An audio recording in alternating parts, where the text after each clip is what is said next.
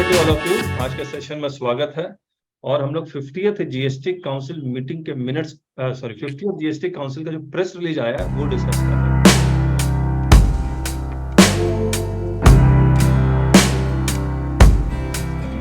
तो उसको डिस्कस करने से पहले हम लोग क्या करते हैं, आपको हमारी जो वेबसाइट है, क्योंकि बाद में तो मैं भूल जाऊंगा सब कुछ, जो हम लोग काम करते हैं वो आपको दिखला देते हैं। ये हमारी वेबसाइट है taxbykk.com। ये देखो, तो इसमें हम लोग काम क्या क्या करते हैं। एक काम, जो आपके पास जितने भी नोटिसेस आते हैं उसको कैसे हैंडल करना है, उसका जवाब कैसे बनाना है, तो उसके लिए हमने एक जॉइंट प्रीमियम का क्लब बनाया हुआ है। इस जॉइंट प्रीमियम क्लब में ऑल ओवर इंडिया जितने भी चार्टर्ड अकाउंटेंट्स हैं, लॉयर्स हैं, करीब करीब 35 करीब करीब लोग हैं जिन्होंने इसमें हमारे साथ ज्वाइन किया हुआ है। तो अगर आपके पास नोटिसेस आ रहे हैं, उसका जवाब का डिस्कशन करना है, तो वो आप यहाँ पर कर सकते हैं। तो जिसमें हम लोग 1 ईयर का चार्जेस 9999 और 5 ईयर्स का 21999। और इसमें आप देख सकते हैं कि अवर state premium members of GST club, ये सारे लोग हम लोगों ने डाले हुए हैं यहाँ पर। एक हमारे साथ जो ज्वाइन किए हुए हैं अजीत तिवारी जी, वो भी हैं, और भी बहुत लोग हैं, अनिमेश है, जो इन्होंने ज्वाइन किया हुआ है इस क्लब को। तो इस क्लब में हम लोग काम कैसे करते हैं, ये सब इसके आपको डेमो वीडियोस मिल जाएंगे। उसके बाद शॉप में जो किताबें हैं प्लस लाइव कोर्सेस है, जो 1 जुलाई 2024 से हम लोग शुरू करेंगे, एक लाइव कोर्स और एक जीएसटी रिकॉर्डेड कोर्सेस भी है। अब हम लोग वापस आते हैं, जो हम लोग का मेन ऑब्जेक्टिव है कि GST council 50th GST council की जो मीटिंग हुई है उसके बारे में। तो हम लोग ने जो कहा है कि हम लोग लाइन बाय लाइन डिस्कशन करेंगे आपके साथ। तो हम लोग क्या करते हैं, रुकिए एक मिनट, ये मैं पढ़ना शुरू करता हूँ, बीच बीच में जो भी बातें होंगी मैं आपको समझाता भी जाऊंगा। 50th meeting of GST council 11 जुलाई 2023, यानी कल हुआ था। कहाँ हुआ था? दिल्ली में, जहां पर चेयरपर्सनशिप थी निर्मला सीतारमण जी। इसके बाद हम लोग यहाँ पर आते हैं, recommendations relating to GST rates on goods. Changes in GST rates of goods. It has been decided to reduce the rates on uncooked, unfried snack pellets by whatever name called to 5%, and to regularize payment of GST on uncooked, unfried snack pellet during the past period on as is base basis. Now, as is base basis का मतलब क्या हुआ कि जितना पिछले, मान लीजिए ये नोटिफिकेशन से पहले अगर आपने 12% दिया हुआ तो 12% ही माना जाएगा, उसका आप रिफंड ये सब नहीं ले सकते। तो एज इज बेसिस का मतलब हमने यहाँ लिख दिया। ये डॉक्यूमेंट आप डाउनलोड कर सकते हैं। आप हमारे वेबसाइट में जाएंगे तो जीएसटी रिसोर्सेस फ्री, इसमें क्लिक कीजिएगा तो आप ये डॉक्यूमेंट डाउनलोड हो जाएगा। इस फ्री वाले में देखिएगा जीएसटी जजमेंट्स हैं, supreme court, high court, tribunal, और इसके बाद जीएसटी लेटेस्ट में जीएसटी काउंसिल प्रेस रिलीज को क्लिक करेंगे तो आपको ये मिल जाएगा। मैं एक बार दिखा दूं, ये वाला। तो इसमें 47, 48 और ये 50th, तो यहाँ से ही आप डॉक्यूमेंट डाउनलोड भी कर सकते हैं। Other changes relating to goods, it has been decided to exempt IGST on, कोई मेडिसिन है जो इंपोर्ट करेंगे फॉर पर्सनल यूज तो एग्जम्प्ट होगा। It has been decided to exempt IGST on medicines and food for special medical purposes used in the treatment of rare disease and listed under National Policy for Rare Disease 2021 when imported for personal use subject to existing conditions. Similarly, IGST exemption is also being extended to FSMP when imported by Centers of Excellence for Rare Disease or any person or institution on recommendation of any of the listed Centers of Excellence. तो हम लोग के लिए practically बहुत काम का नहीं है, लेकिन एक बार पढ़ डालते हैं ना, ये इंपॉर्टेंट है। It has been decided to clarify that supply of raw material including kala cotton by agriculturists to cooperative is taxable under reverse charge mechanism. देखिए section 9 subsection 3 reverse charge mechanism में जो एग्जिस्टिंग लॉ है वो ये है, presently raw cotton supplied by agriculturist to any registered person is in reverse charge. तो अगर agriculturist किसी रजिस्टर्ड पर्सन को सप्लाई करेगा तो रिवर्स चार्ज में है। अब ये लेके आ रहे हैं, या एग्रीकल्चरिस्ट अगर किसी कॉपरेटिव्स को सप्लाई करेगा तो रिवर्स चार्ज में, यानी कॉपरेटिव सोसाइटी को या कॉपरेटिव को रिवर्स चार्ज में देना पड़ेगा। ये आरपी होगा या यूआरपी होगा, रजिस्टर्ड होगा या अनरजिस्टर्ड होगा, इसमें क्लैरिटी नहीं है। तो मैं आप मान के चलिए, क्योंकि यहाँ पर रजिस्टर्ड पर्सन में ऑलरेडी वो रिवर्स चार्ज में है, तो ये कोऑपरेटिव में रजिस्टर्ड हो या अनरजिस्टर्ड हो, ये रिवर्स चार्ज में आ ही जाएगा। और अगर ये अनरजिस्टर्ड और रिवर्स चार्ज में है तो ये जब तक रिवर्स चार्ज में अगर आ गया तो इसको रजिस्ट्रेशन पहले करवाना पड़ेगा, तभी ये एग्रीकल्चरिस्ट से रॉ कॉटन या काला कॉटन खरीद सकता है। ये हम लोग सोच, मतलब ये हम लोग का लग रहा है कि ऐसा ही होना चाहिए। इसके बाद it has been decided to reduce GST on imitation zari thread or yarn known by any name in trade parlance from 12% to 5% and to regularize payment of GST related to this matter during the past period on as is basis. इसके बाद it has been decided to amend the entry 52B in compensation cess notification to include all utility vehicles. तो पहले क्या था, मैं ये लिखा हुआ था motor vehicles of engine capacity exceeding 1500 cc popularly known as SUV। तो ये बहुत ज्यादा कंफ्यूजन था कि SUV पे, अगर SUV पे कंपनसेशन सेस लग रहा है तो नॉन SUV पे नहीं लगेगा। अब इन्होंने वो SUV का जो वर्ड यूज किया है वही हटा दिया। तो अब ये लोग क्या कह रहे हैं कि it has been decided to include all utility vehicles by whatever name called, चाहे SUV बोले या नहीं बोले, provided they meet the parameters of length exceeding 4000 mm, engine capacity exceeding 1500 cc and having ground clearance of 170 mm and above। एक ये ground clearance loaded या unloaded, इस पे कुछ महाराष्ट्र के एआर ने जजमेंट दे दिया कि वो लोडेड ही होगा। अब इन्होंने क्लैरिफाई कर दिया ये जो ground clearance means ground clearance in unladen condition, तो ये कंप्लीट हो गया। फिर it has been decided to reduce GST rate on LD slag from 18% to 5% to encourage better utilization of this product and for protection of environment. It has been decided to regularize the matters relating to trauma, spine and arthroplasty implants, orthopedic implants for the period prior to 18 July 2022 on as is basis in view of genuine interpretational issues। तो हो सकता है इंटरप्रिटेशनल issue होगा तो उसको इन्होंने ठीक कर दिया।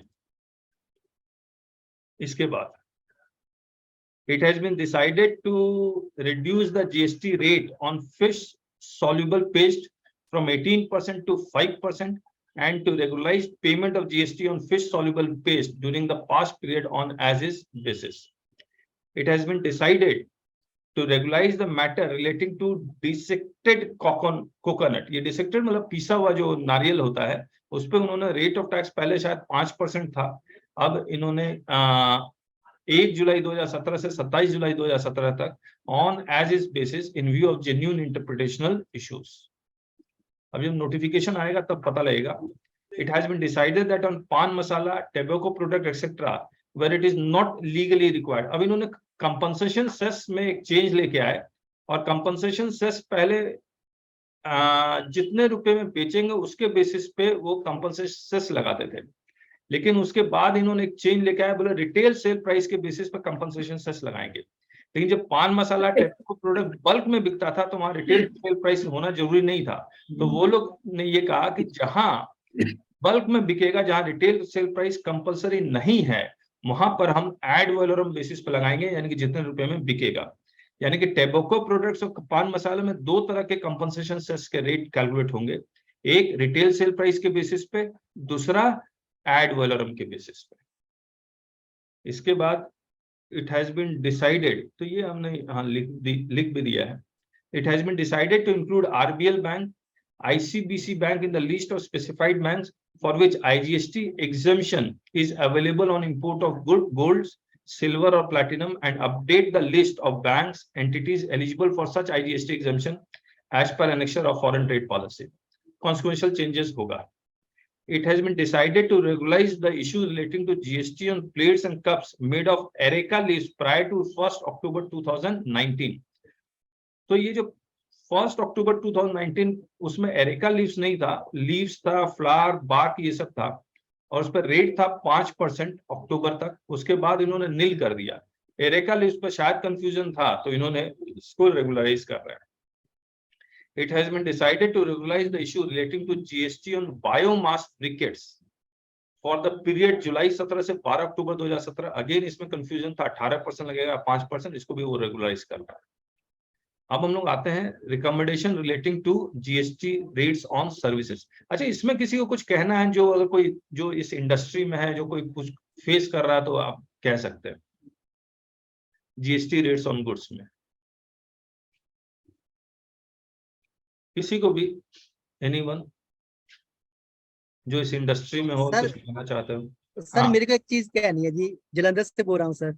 हाँ हाँ, बोलिए बोलिए। नमस्कार सर। सर एक नमस्ते। चीज बोलनी है, हाँ जो ये पान मसाला वगैरह है, मेरे क्लाइंट है मेरे पास, हाँ वो हाँ सर एमआरपी बेस पर लग रहा है जी अभी, सेस कंपनसेशन सेस। हाँ हाँ।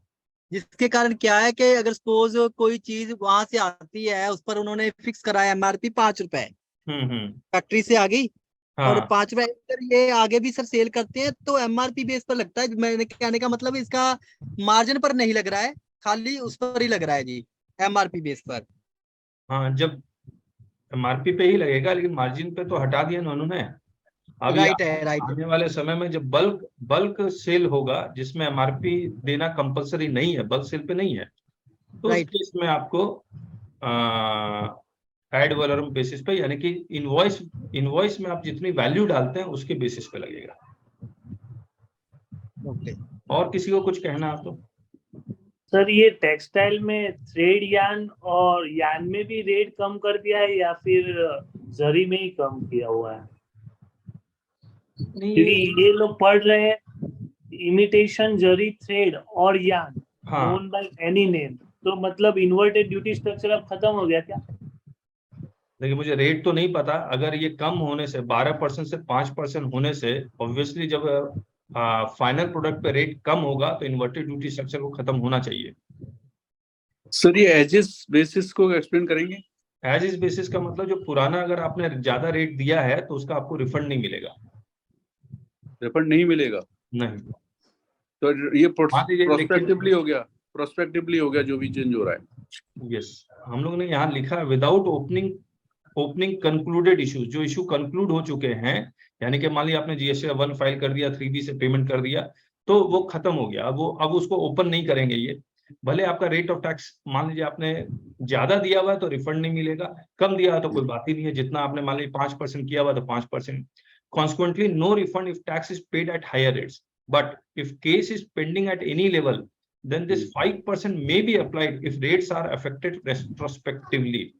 तो अगर आप ये केस कहीं फाइल किया हुआ है, आपका केस पेंडिंग है कि 5 होगा या 12 होगा, और ये नोटिफिकेशन लेके आता है कि इसका रेट का इफेक्टिव रेट होगा रेट्रोस्पेक्टिवली, तब तो आपको 5 लग ही जाएगा ना, क्योंकि वो केस अभी भी पेंडिंग है। આખા સિસ્ટમમાં બધાને પ્રોબ્લેમ, આપણી ઓફિસનો નથી, एक्चुअली सर्वरનો પ્રોબ્લેમ છે। ठीक है। So you are saying कि in as is basis means whether it is case is in litigation or in normal course, in both the cases the benefit of earlier excess payment is not there. Yes, मैं ये कह रहा हूँ, देखिए मैं दोबारा कह देता हूँ, ये कंडीशनल है। ये मुझे नहीं पता ये जब नोटिफिकेशन लेके आएंगे तो रेट्रोस्पेक्टिव इफेक्ट का रेट लेके आएंगे या प्रोस्पेक्टिव लेके आएंगे। मोस्ट प्रोबेबली प्रोस्पेक्टिव ही होगा। रेट्रोस्पेक्टिव का रेट का इफेक्ट कभी होता नहीं है जनरली। ठीक है ना? और किसी को कुछ कहना है तो?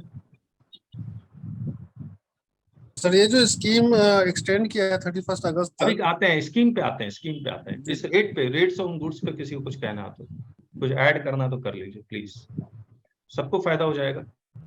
क्योंकि रेट की ऐसी इंडस्ट्री, अगर आप इस इंडस्ट्री में हैं तो आप इसके बारे में जानते हैं, नहीं तो रेट पे बहुत ज्यादा हम लोग डिस्कस करते नहीं है ना, हम लोग को पता होता है।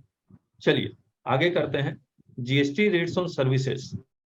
It has been decided that GST exemption on satellite launch service supplied by ISRO, Antriksh and New Space India Limited may be extended to such services supplied by organizations in private sector also to encourage startups. Other changes, अब देखिए GTA के लिए एक change लेके आए। As a trade-friendly measure, it has been decided that GTA will not be required to file declaration for paying GST on forward charge every year. If they have exercised this option for a particular financial year, they shall be deemed to have exercised it for the next and future financial year, unless they file a declaration they want to revert to reverse charge mechanism. तो आज के date में अगर आपने forward charge के लिए declaration file किया हुआ है तो you will remain in forward charge until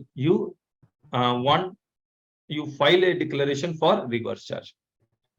It has also been decided that the last date of exercising the option by GTA to pay GST under forward charge shall be 31st March of the preceding financial year instead of 15th March. 1st January of preceding financial year shall be the start date for exercise of the option. तो पहले वो शायद 1 मार्च को खोलते थे, अब ये 1 जनवरी को ही खोल देंगे ये ऑप्शन.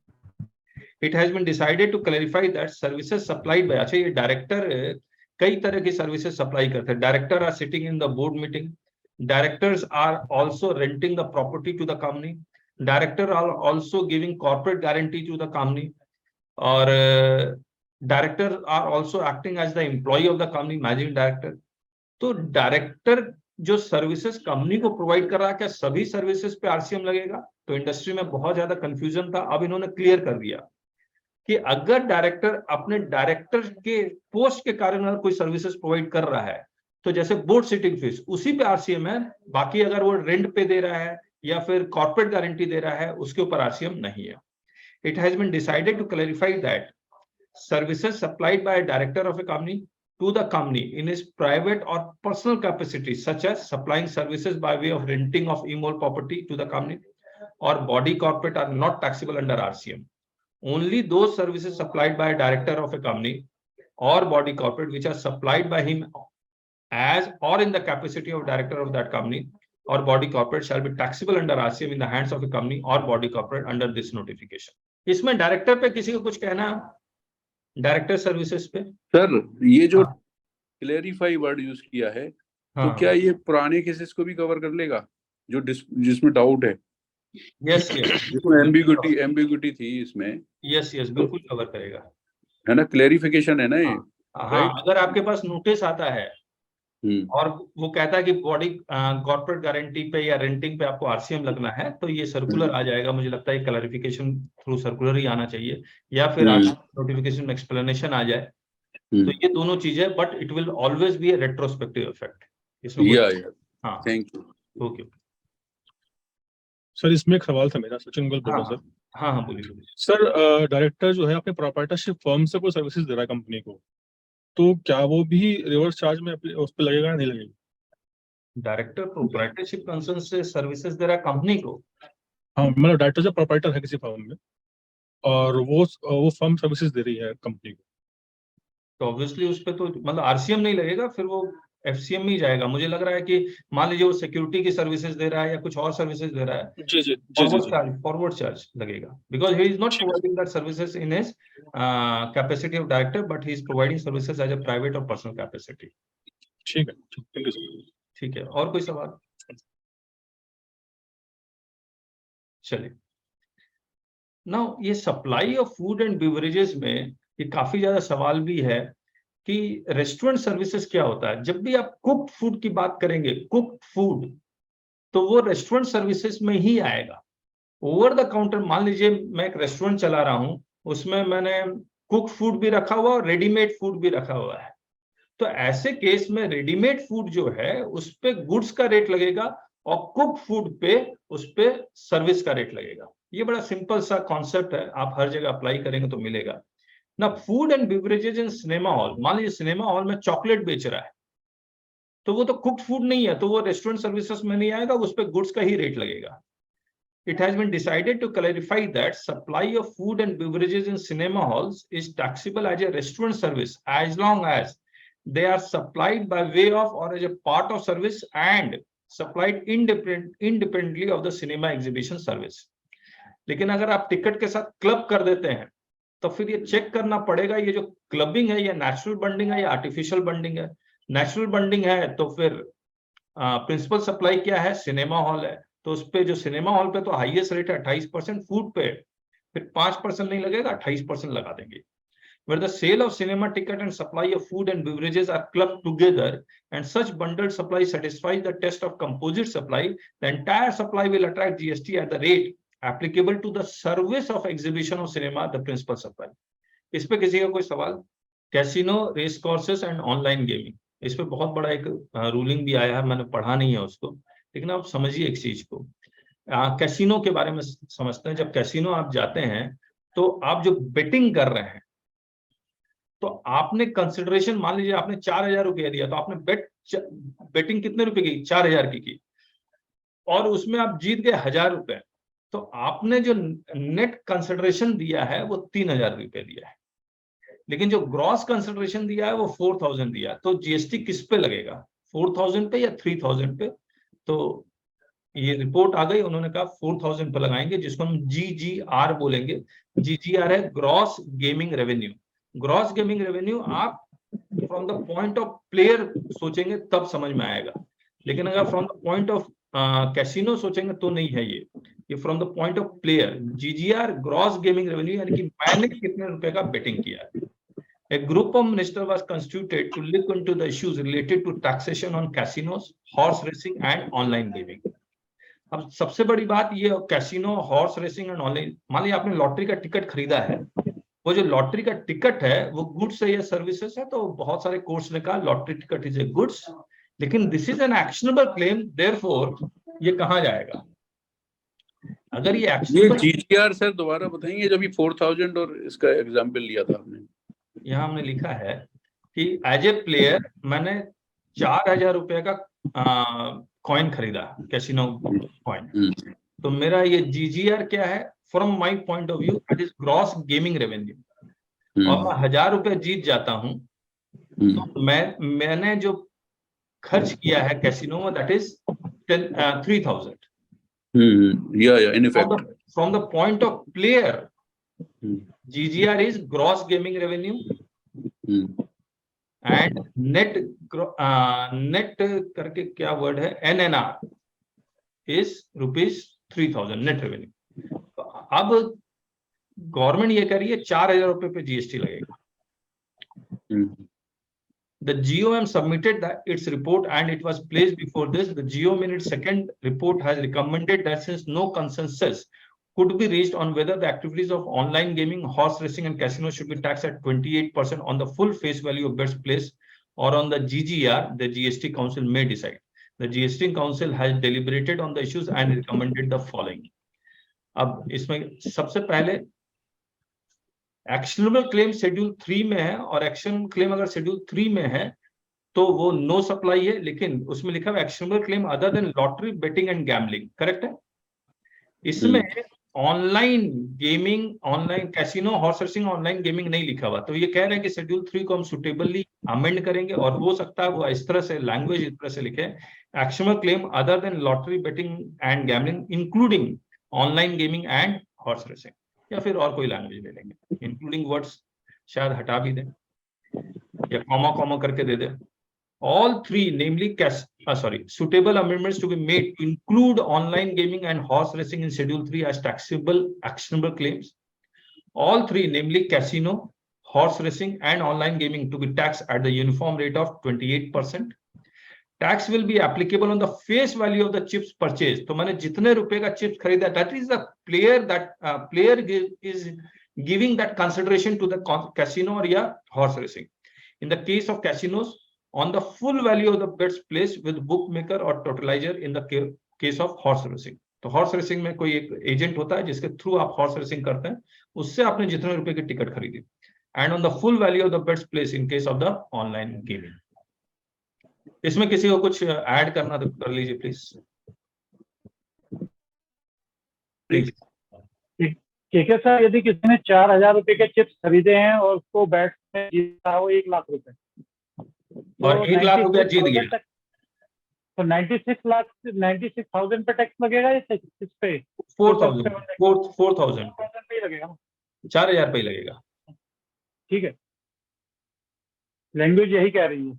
हाँ, GGR पे लगेगा, ग्रॉस गेमिंग रेवेन्यू पे। That is the player that is giving the consideration. Casino आपको अगर एक्स्ट्रा दे रहा है तो उसके ऊपर GST नहीं है। तो सर जो अर्न किया है उस पे नहीं लगेगा? हाँ, अर्निंग पे इनकम टैक्स लगेगा, but the casino is not supplying any service to that player ना। Okay, thank you. चलिए, measures for facilitation of trade. GST appellate tribunal पे जितने भी एक्ट्स, फाइनेंस एक्ट 2023 से उन्होंने सारे जो सेक्शंस थे उन्होंने बदल दिए। अब ये एक GST appellate tribunal appointment and condition of service of president members rule 2023। अब ये लोग बनाएंगे एक कहाँ गया सर्च कम सिलेक्शन कमेटी, क्योंकि उनको जजेस अपॉइंटमेंट करना है, मेंबर्स अपॉइंट करना है। तो ये कह रहे हैं कि 1 अगस्त 2023 से जीएसटी अपलेट ट्रिब्यूनल नोटिफाई हो जाएगा। सबसे पहले दिल्ली में शुरू होगा, प्लस जहां जहां हाई कोर्ट के बेंचेस हैं वहां शुरू करेंगे ये, और कैपिटल सिटीज में शुरू करेंगे। तो लेट्स सी, जितनी जल्दी हो जाए उतना अच्छा है। हाई कोर्ट जाना मतलब जो लोग हाई कोर्ट नहीं जा पा रहे कम से कम ट्रिब्यूनल तो जा पाएंगे। इसमें और भी बहुत सारी चीजें, इसको भी हम लोग रहते हैं। इसमें कुछ आप So it will cover pan India. Suppose it will be start from Delhi or Mumbai. हाँ So हाँ the cases of other places and other states and other places का भी cover हो जाएगा। यस बिल्कुल हो जाएगा। नहीं ये धीरे धीरे कवर स्टेट करेंगे। वाइज लगेगा ना सर? हाँ सर जी, स्टेट वाइज का होगा ना इसका कवर? हाँ स्टेट वाइज ही होगा, ऑब्वियसली स्टेट वाइज होगा। आपको अगर इसके बारे में हम लोग एक सेशन भी लेना चाहते थे ट्रिब्यूनल से रिलेटेड, कि ट्रिब्यूनल बनने में इतना क्यों टाइम लगा, क्या इश्यूज आ रहे थे उसको बनने में। तो लेकिन आपने ये एक हमने एक बनाया हुआ था एक पीडीएफ, मैं इसका भी लिंक आप भेज देता हूँ। ये वेबसाइट जरूर से विजिट कीजिए, जो हमारी taxbykk.com है। इसमें आपको टू द पॉइंट सब कुछ मिल, ये देखिए, ये हमने यहाँ पर सेक्शन 110 ये सारा कुछ हमने, ये फाइनेंस एक्ट 2023 का है तो हमने यहाँ लिख दिया है। प्लस हमने एक ये बनाया हुआ भी है, propose working of GST appellate tribunal, principal bench New Delhi, state bench to be set up at the request of the state. 4 member होंगे, वाइस प्रेसिडेंट, जुडिशियल, टेक्निकल। फिर ये कैसे कैसे अपॉइंट होंगे उसके बारे में लिखा हुआ। सर्च एंड सिलेक्शन कमिटी में एक टेक्निकल मेंबर स्टेट का अलग कमिटी बनेगी। जुडिशियल मेंबर को सेलेक्ट करने के लिए अलग कमिटी बनेगी, इनके क्या क्वालिफिकेशन होंगे, इनके क्या क्वालिफिकेशन होंगे, सारा लिखा हुआ है। प्लस हियरिंग कैसे होगा प्रिंसिपल बेंच में, where one of the question involve is place of supply. State bench में क्वेश्चन ऑफ फैक्ट है तो single technical member, question of law भी है तो एक जुडिशियल मेंबर, एक टेक्निकल मेंबर, इस तरह से होगा। फिर order by appellate authority, order by revisional authority APL 05, फिर अपीलेट जीएसटी अपीलेट ट्रिब्यूनल में जाएंगे, स्टेट बेंच या प्रिंसिपल बेंच, स्टेट बेंच से हाई कोर्ट, हाई कोर्ट से सुप्रीम कोर्ट, प्रिंसिपल बेंच से direct supreme court. Way forward state shall amend their GST acts, setting up selection committee जो अभी बैठ भी गया है, appointment of members, search and selection committee of members appoint करेंगी, setting up necessary infrastructure क्योंकि office देना पड़ेगा, पासिंग ऑफ जीएसटी 80 रूल्स। फिर एक जीएसटी अपीलेट ट्रिब्यूनल का अलग से रूल बनेगा, वो भी पास होगा, तब जाके ये पूरा तरह से सेटअप होगा। तो अगस्त, अभी जुलाई चल रहा है, जुलाई अगस्त, देखते हैं 1-1.5 महीने में गवर्नमेंट क्या करती है। किसी को कोई सवाल या किसी को कुछ ऐड करना हो तो प्लीज डू ऐड इट। चलिए, एनुअल रिटर्न का वही उन्होंने सिस्टम शुरू बेनिफिट दे दिया 2 करोड़ और 5 करोड़ वाला, इसमें हम लोग जा नहीं रहे। यहाँ आते हैं, आज इनपुट सर्विस डिस्ट्रीब्यूटर तो अगर कोई कॉमन क्रेडिट डिस्ट्रीब्यूट करना है तो ये आईएसडी का जो मैकेनिज्म है वो बेसिकली है मैंडेटरी, उसके अलावा और कैसे भी आप आईटीसी डिस्ट्रीब्यूट नहीं कर सकते। लेकिन इन्होंने क्या किया, अब इन्होंने क्या कहा कि अब कुछ मैकेनिज्म लेके आएंगे जहां पर अगर आपने क्रॉस चार्ज के बेसिस पे आईटीसी डिस्ट्रीब्यूट कर दिया है पहले तो वो मान लेंगे हाँ डिस्ट्रीब्यूट हो गया है, लेकिन किसी एक डेट के बाद, माइलस्टोन के बाद वो कहेंगे कि अगर आपको आईटीसी डिस्ट्रीब्यूट करना है वो आईएसडी का मैकेनिज्म ही होगा, वो आईएसडी का मैकेनिज्म मैंडेटरी होगा क्रॉस चार्ज के। पढ़ लेता हूं। The council has recommended to clarify through a circular that ISD mechanism is not mandatory for distribution of ITC of common input services procured from third parties to the distinct person as per the present provisions of GST law. पुराना बता रहा हूं, and also to clarify issues regarding taxability of internally generated services यानी कि cross charge provided by one distinct person to another distinct person.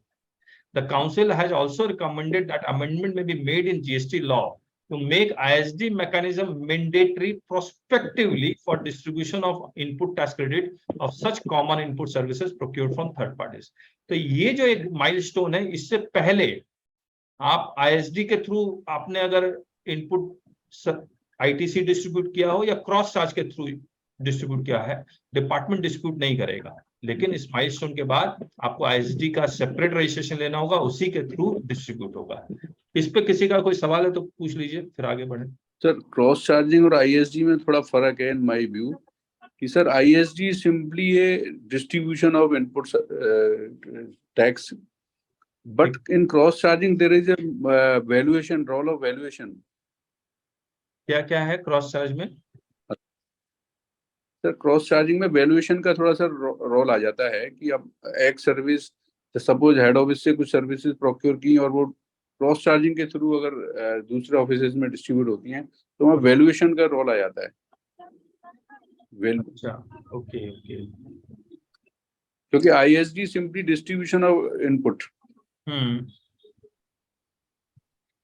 Obviously cross charging का थोड़ा सा। Correct correct. जब आप क्रॉस चार्ज, मान लीजिए मैं आपको एग्जांपल लेता हूँ, suppose there is a server which is used by 10 persons located in India.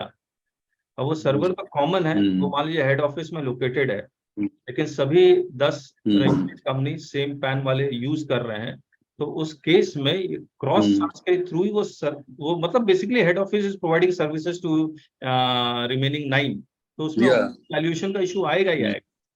But that server का हमने एग्जांपल लिया, that is internally generated services. तो जब भी इंटरनली जनरेटेड सर्विस होगा तो क्रॉस चार्ज के ही थ्रू डिस्ट्रीब्यूट होगा। लेकिन अगर आप थर्ड पार्टी से कोई सर्विसेज ले रहे हैं, जैसे मार्केटिंग का ले रहे हैं, कंसल्टेंसी ले रहे हैं, ऑडिट सर्विस ले रहे हैं, तो वो थर्ड पार्टी से लिया गया है, तो वो ISD मैकेनिज्म के थ्रू ही डिस्ट्रीब्यूट होगा। ठीक बात है? ओके ओके, ठीक है ना? ठीक, ओके। चलिए, circular to be issued to provide clarity on various issues pertaining to GST liability as well as the liability to reverse ITC in cases involving warranty replacement of parts and repair services during warranty period। आज क्या होता है, मान लीजिए आपने गाड़ी खरीदी, उसमें 1 साल की वारंटी है, उसका वो पार्ट्स खराब हो गया, तो जो डीलर है वो आपको रिप्लेस करके देता है।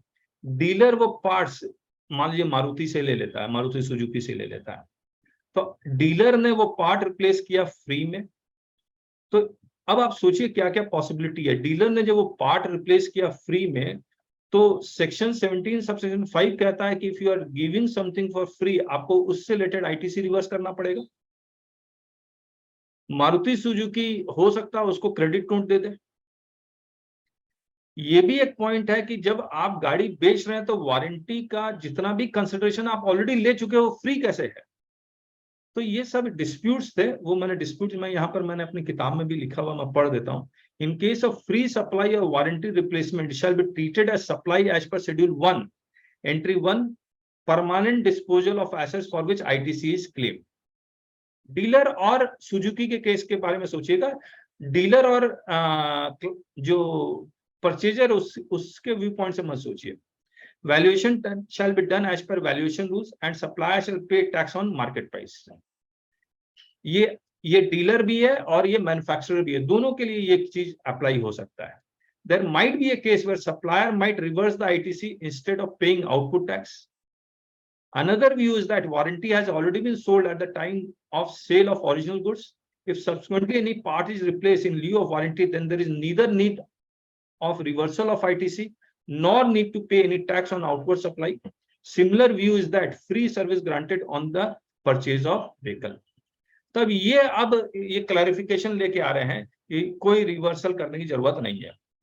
तो involving warranty replacement of parts and repair service during warranty period without any consideration from the customers, clarifying inter alia that no GST is chargeable by manufacturer on such replacement of parts and or repair service, and also no reversal of ITC is required to be made by the manufacturer।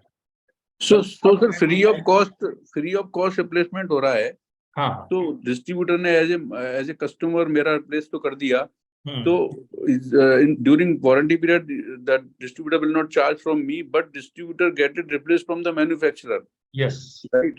So in between manufacturer or distributor, what will happen in that case? The manufacturer will also will not charge from the distributor for that. Yes, न distributor ITC reverse नहीं करेगा और manufacturer output tax कम नहीं करेगा, दोनों बोल रहे हैं ये। लेकिन सर उसकी इन्वेंट्री में से तो हट जाएगा मैन्युफैक्चरर की में से, और डिलीवरी चलान चला जाएगा अगर उसको इन्वेंट्री का ही है तो वो कंजम्पशन में चला जाएगा, इसका मतलब वो Yes, yes. एक्सपेंस में हो जाएगा, right? Yes right, yes thank you. Sir, the distributor would have claimed input tax credit for the purchases, and if there is for warranty period replaces if there is any need to reverse the ITC which has been No. claimed by the distributor, sir. No, as per this press release there is no need of any reversal. Normally, we used to reverse. You asked to reverse the ITC of the distributor because they would have claimed ITC for the spare parts, that the materials that has been during the course of warranty period, which has been replaced by the manufacturer, sir. Okay. But Let- as per this provision, there is no need for reversal, sir. Am I correct, sir? Yes. Let the more clarity come, but you are right. Yes. Okay, sir. Okay. Okay. Thank you, sir. Thank you. Circular to be issued to clarify various refund related issues consequent to amendment in rule 36 sub rule 4 with effect from 1st January 2022. Basically 36(4) का role रहा नहीं। क्यों नहीं? আগে ভালো paper ভরবেন, আগে rough paper ভরে একটা প্রিন্ট আউট দাও। 36(4) का रोल इसलिए नहीं रहा क्योंकि 16 सबसेक्शन 2 क्लॉज AA आ गया, जहां पर कहा 2B में जितना आ रहा है उतना ही क्रेडिट लेना है आपको। तो इन्होंने अब लिख भी दिया for a tax period to be restricted to ITC और inward supplies reflected in 2B of the set tax period और एनी प्रीवियस टैक्स पीरियड। तो 2B में जितना आ रहा है उससे ज्यादा रिफंड, मतलब वो कैलकुलेशन होगा नेट आईटीसी का जब फॉर्मूला लगेगा।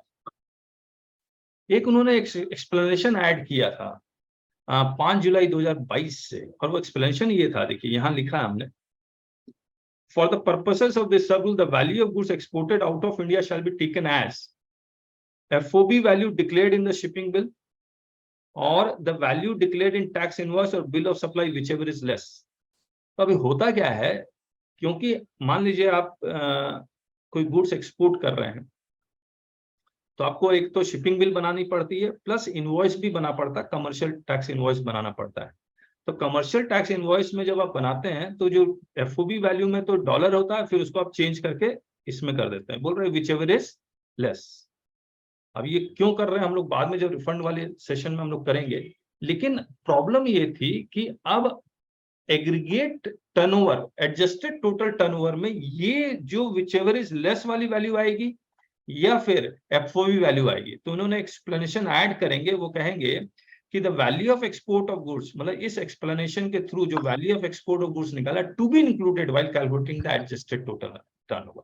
तो ये वाली वैल्यू इस एडजस्टेड टोटल टर्नओवर में इंक्लूड होगी। Clarification regarding admissibility of refund in cases where export of goods or the realization of payment of export of services as the case may is made after the time limit provided under Rule 96 है। Rule 96A क्या है? LUT का है।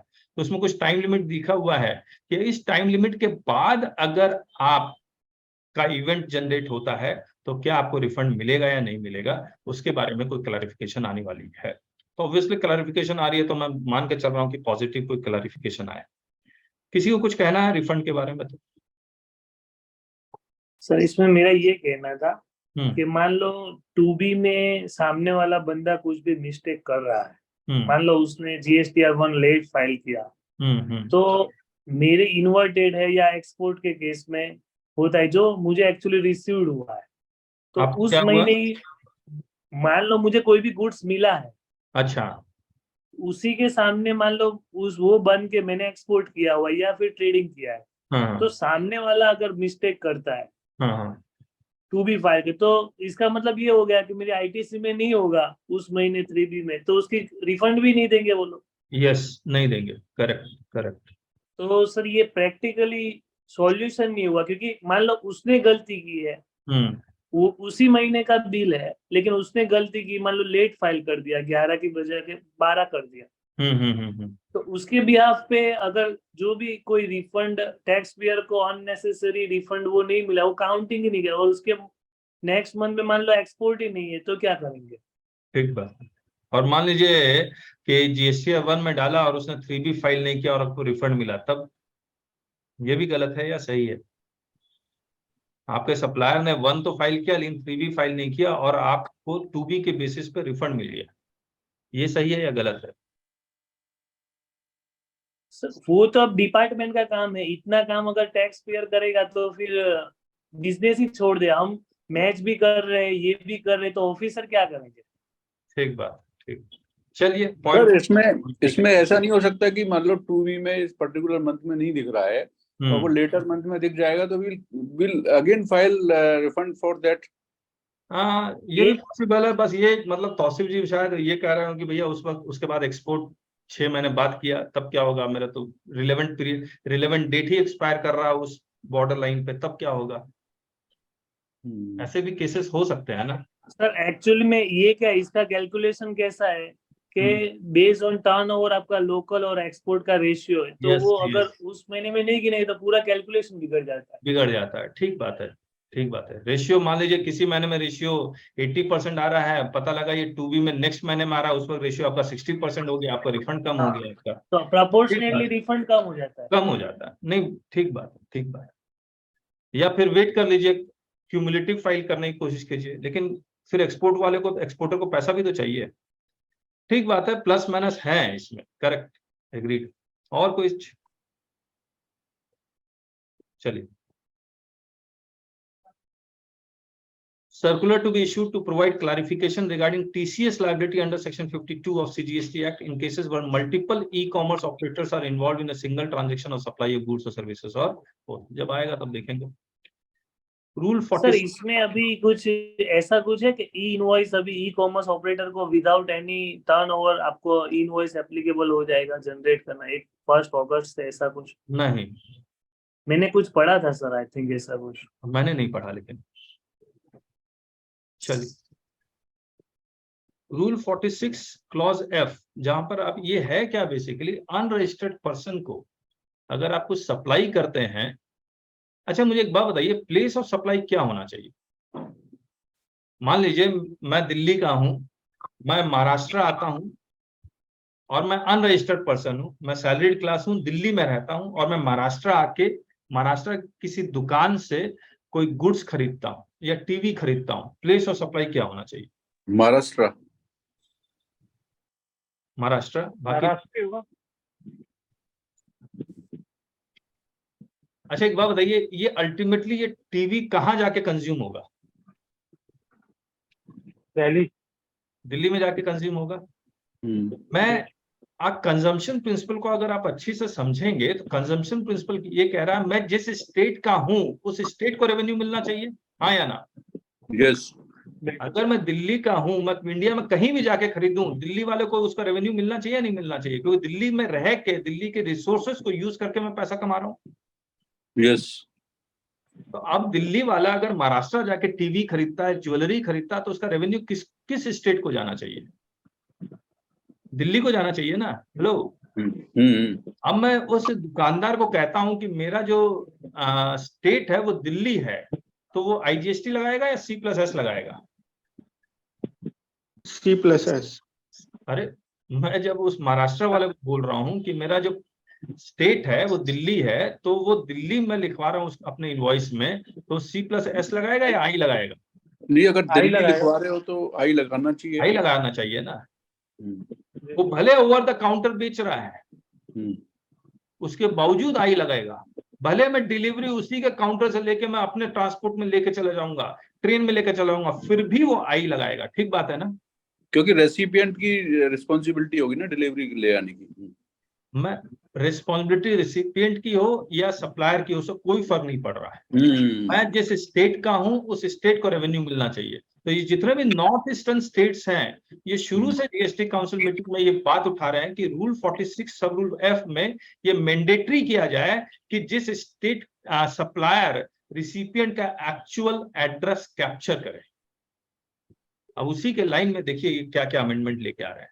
तो B2C supply bye e commerce operator या OIDR में इनको कहा 46F में क्या लिखा, अगर टैक्सेबल सप्लाई अगर एटलीस्ट 50,000 है तो रूल 46 सब रूल F मैंडेटरी करता है रिसिपिएंट का पूरा एड्रेस कैप्चर करना। हाँ, लेकिन ये लोग चेंज कर रहे हैं, बोलता कोई बात नहीं, पूरा एड्रेस कैप्चर मत करो, कम से कम जिस स्टेट का वो रेसिपिएंट है वो कैप्चर कर दो। ठीक बात है। To ease compliance burden of the taxpayers, Clause F of Rule 46 to amend to provide for requirement of only name of the state of the recipient and not the name and full address of the recipient on the tax invoice in cases of supply of taxable service by or through an e-commerce operator or by supplier of OIDR services to an unregistered recipient. इसके बाद ठीक है sir, मगर उसमें e commerce वाला कर रहा है तो वो तो डायरेक्ट सप्लाई कर रहा है, काउंटर सप्लाई जो हुई काउंटर पे जो रिसीव किया उस कंडीशन में क्या होगा? नहीं, काउंटर से जो कह रहे थे ना। हाँ संजय जी, काउंटर से जो किया ना, आगे आएगा वो अमेंडमेंट, वो मैं अभी दिखला रहा हूँ आपको। वो एक अमेंडमेंट है लिखा हुआ सेपरेटली, मैं अभी बट सर ऑनलाइन वाले में तो ऑलरेडी टेक केयर हो जाता है बिकॉज डिलीवरी डेट होती है। हेलो ओके सर ऑनलाइन में तो ऑनलाइन हेलो हाँ जनरली कैप्चर करते हैं, करेक्ट। हाँ ऑनलाइन में तो सर हो ही जाएगा। सपोज मेरे घर पे डिलीवर हो रहा है, मेरे एड्रेस पे डिलीवर हो रहा है, हाँ तो आई थिंक वहाँ तो टेक केयर हो ही जाता है, या वहाँ पे भी कुछ है? नहीं, वहाँ पे भी सी और एस लगा रहे हैं अभी ऑनलाइन वाले। हाँ तो वो तो फिर अच्छा, वो सी प्लस एस लगा रहे हैं। हाँ तो अच्छा मुझे एक बात बताइए, मान लीजिए मैंने पेटीएम से, फोन पे से या किसी और ऐप से अपना मोबाइल फोन रिचार्ज किया है, तो किस स्टेट को जा रहा है वो रेवेन्यू? सर जहाँ मेरा रजिस्टर्ड है मोबाइल ना, रजिस्टर्ड एड्रेस, मेरा जो मोबाइल का एड्रेस है। हाँ प्रॉब्लम ये है, मान लीजिए मेरा ब्रदर है दिल्ली में, मैं हूँ झारखंड में, और मैंने अपने ब्रदर का मोबाइल फोन, या मेरा बेटा है कर्नाटका में, मैंने झारखंड से अपने बेटे का मोबाइल फोन रिचार्ज कर दिया, किस स्टेट का पैसा खर्चा हुआ? झारखंड। और मिल किसको रहा है? समझ रहे हैं आप ये समझिए, जो आप कह रहे हैं कि ऑनलाइन डिलीवरी अमेजन और फ्लिपकार्ट, लेकिन आप इस पॉइंट पे समझिए फोन पे, और ये जो रिचार्ज का जो है उसका रेवेन्यू किस स्टेट को मिलना चाहिए? जो स्टेट खर्चा कर रहा है। That is fine, sir, but in telecom services it is there in the law. Mobile services के केस में तो ये है ना कि जो सब्सक्राइबर है, जो या यूजर है, उसका जो रजिस्टर्ड एड्रेस होगा वहीं पे उसी स्टेट में सप्लाई वो ट्रीट होगा वो। अच्छा, ये ऐसा लिखा हुआ है वहाँ पर? या सर इसमें तो है उसमें। चलिए पता नहीं मेरे को, लेकिन रिसिपिएंट का डेफिनेशन अगर आप में पढ़ेंगे तो रिसिपिएंट का डेफिनेशन में ये लिखा हुआ है कि the person who page the consideration is the recipient. किसको डिलीवरी मिल रही है ये नहीं लिखा हुआ है। ठीक है, तो ये, और ये मैं इसलिए कह पा रहा हूँ ये सारे पॉइंट्स क्योंकि जीएसटी काउंसिल के मीटिंग के मिनट्स को पूरे के पूरे 48 तक हमने पढ़ा है आप ही लोग के साथ, जितने भी पार्टिसिपेंट्स थे, और यूट्यूब में डाला हुआ है, वहां ये बातें डिस्कस हुई थी। देयरफॉर उसी लाइन में ये अमेंडमेंट लेके आ रहे हैं। तो जब आप ई कॉमर्स ऑपरेटर कह रहे हैं तो सिर्फ अमेजन, फ्लिपकार्ट नहीं है, फोन पे, ये सब भी है। अब देखिए इस क्लैरिफिकेशन आने के बाद हो सकता है जब आप रिचार्ज करने जाएं तो वो पूछ ले भैया किस स्टेट के हैं जो आप रिचार्ज कर रहे हैं। पॉसिबिलिटी है, लेट अस सी जब ये आ जाता है तो। सर इमूवेबल प्रॉपर्टी में भी सेम लॉजिक लगना चाहिए आइडियली। नहीं, इमूवेबल प्रॉपर्टी में तो प्लेस ऑफ सप्लाई जहां पर लोकेशन है वही है, तो लॉजिक लग नहीं सकता है। लेकिन खर्चा तो दूसरा स्टेट कर रहा है। एक्सेप्शंस तो है ही ना, एक्सेप्शंस तो है। चलिए सर मोबाइल के केस में तो भी ऐसा ही है, क्योंकि मोबाइल के केस में यू डोंट नो किस स्टेट में आप ट्रेवल कर रहे हैं। हर स्टेट में ऐसे तो आप यूज कर रहे हैं उसको। नहीं, वो तो फिर इंटरनली उनका वो करते रहते हैं ना। वो तो इंटरनली उनका, मान लीजिए एयरटेल का टावर, एयरटेल वाले जियो का टावर यूज कर रहा है, किसी और जगह जा रहे हैं, तो उनका इंटरनली तो कुछ ना कुछ चलता रहता है। वो हमें नहीं पता, बड़ा कॉम्प्लिकेटेड का कोई सिस्टम होगा जहां पर एक दूसरे को वो इनवॉइस रेज कर रहे हैं। लेकिन सर इसमें ये है, यदि प्रीपेड कूपन कहीं से लेते हैं तो जहाँ से परचेज करते हैं वो उसका सी और एस चार्ज करेगा प्रीपेड कूपन पे। लेकिन अगर पोस्ट पेड है और रिचार्ज है तो उसमें शायद लगता है कि at the address of the recipient. Okay आइए, खैर नहीं ठीक बात है। प्लेस ऑफ सप्लाई टेलीकम्युनिकेशन के लिए तो स्पेशली उन्होंने बनाया हुआ भी है सेक्शन 12 में, उसको भी पढ़िएगा, उसमें भी कुछ चेंजेस हैं। आप पढ़िएगा, उससे related GST council meeting minutes में भी बहुत सारा डिस्कशन हुआ है।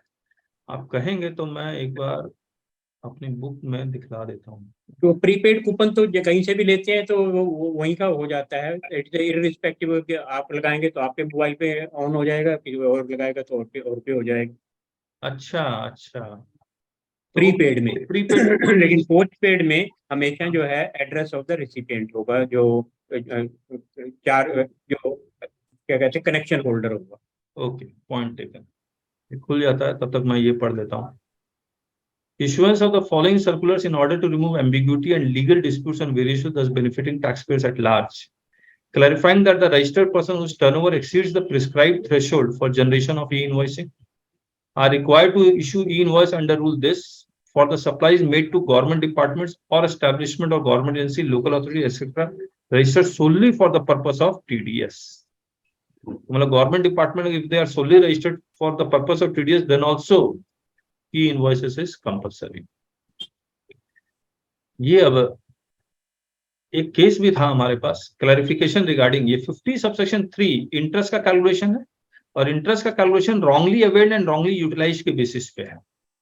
मान लीजिए मैंने जो रॉन्गली अवेल्ड एंड यूटिलाइज किया वो एसजीएसटी किया है,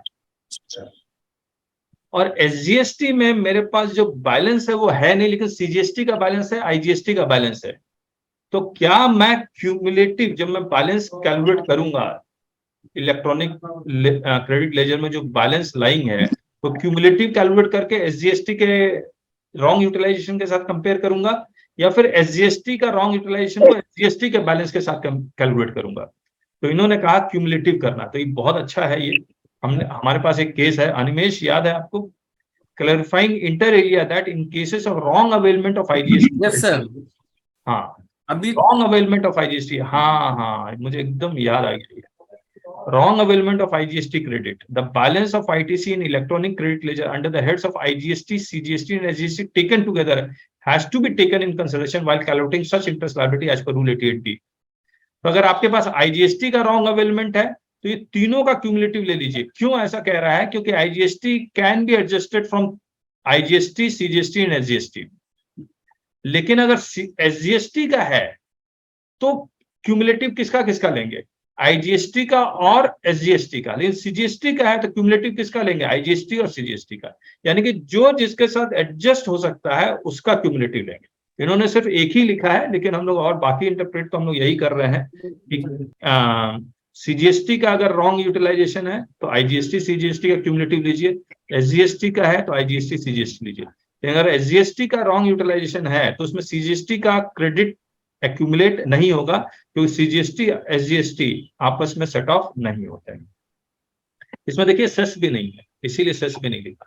इसमें किसी को कुछ कहना है तो बताइए सर। इसमें मान लो कोई आईटीसी आपने अवेल कर दिया, मान लो 5 लाख रुपए का अप्रैल महीने में, अब मई महीने में आपके पास इलेक्ट्रॉनिक क्रेडिट लेजर में बैलेंस तो है, लेकिन मान लो वो बैलेंस जो 4 लाख रुपया हो गया, फिर जून महीने में 3 लाख रुपया हुआ, और जुलाई में वापस 6 लाख रुपया हुआ, और उसके बाद पता चला कि ये आईटीसी एक्सेस लिए। तो अगर अगस्त महीने में मान लो उसको क्रेडिट रिवर्स करना है, तो उसका अप्रैल महीने में तो सही है, लेकिन मई और जून में शॉर्टफॉल जा रहा है।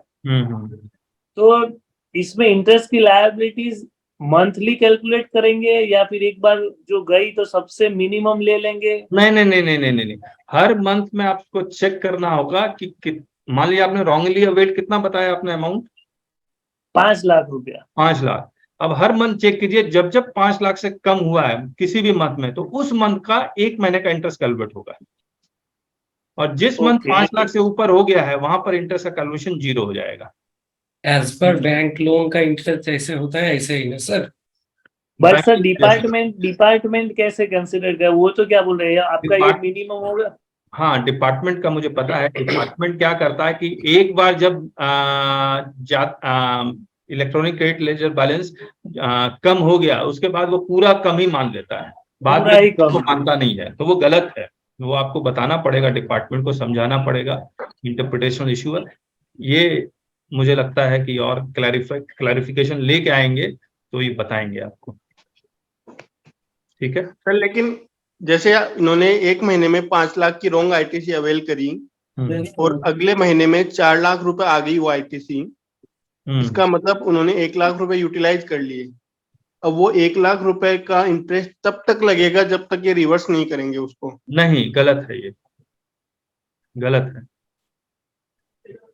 तो आपने रॉन्ग आईटीसी अवेल करी एंड नेक्स्ट मंथ में 1 लाख रुपए यूटिलाइज कर ली, तो आपका इंटरेस्ट का मीटर चालू हो जाना चाहिए। नहीं होता है।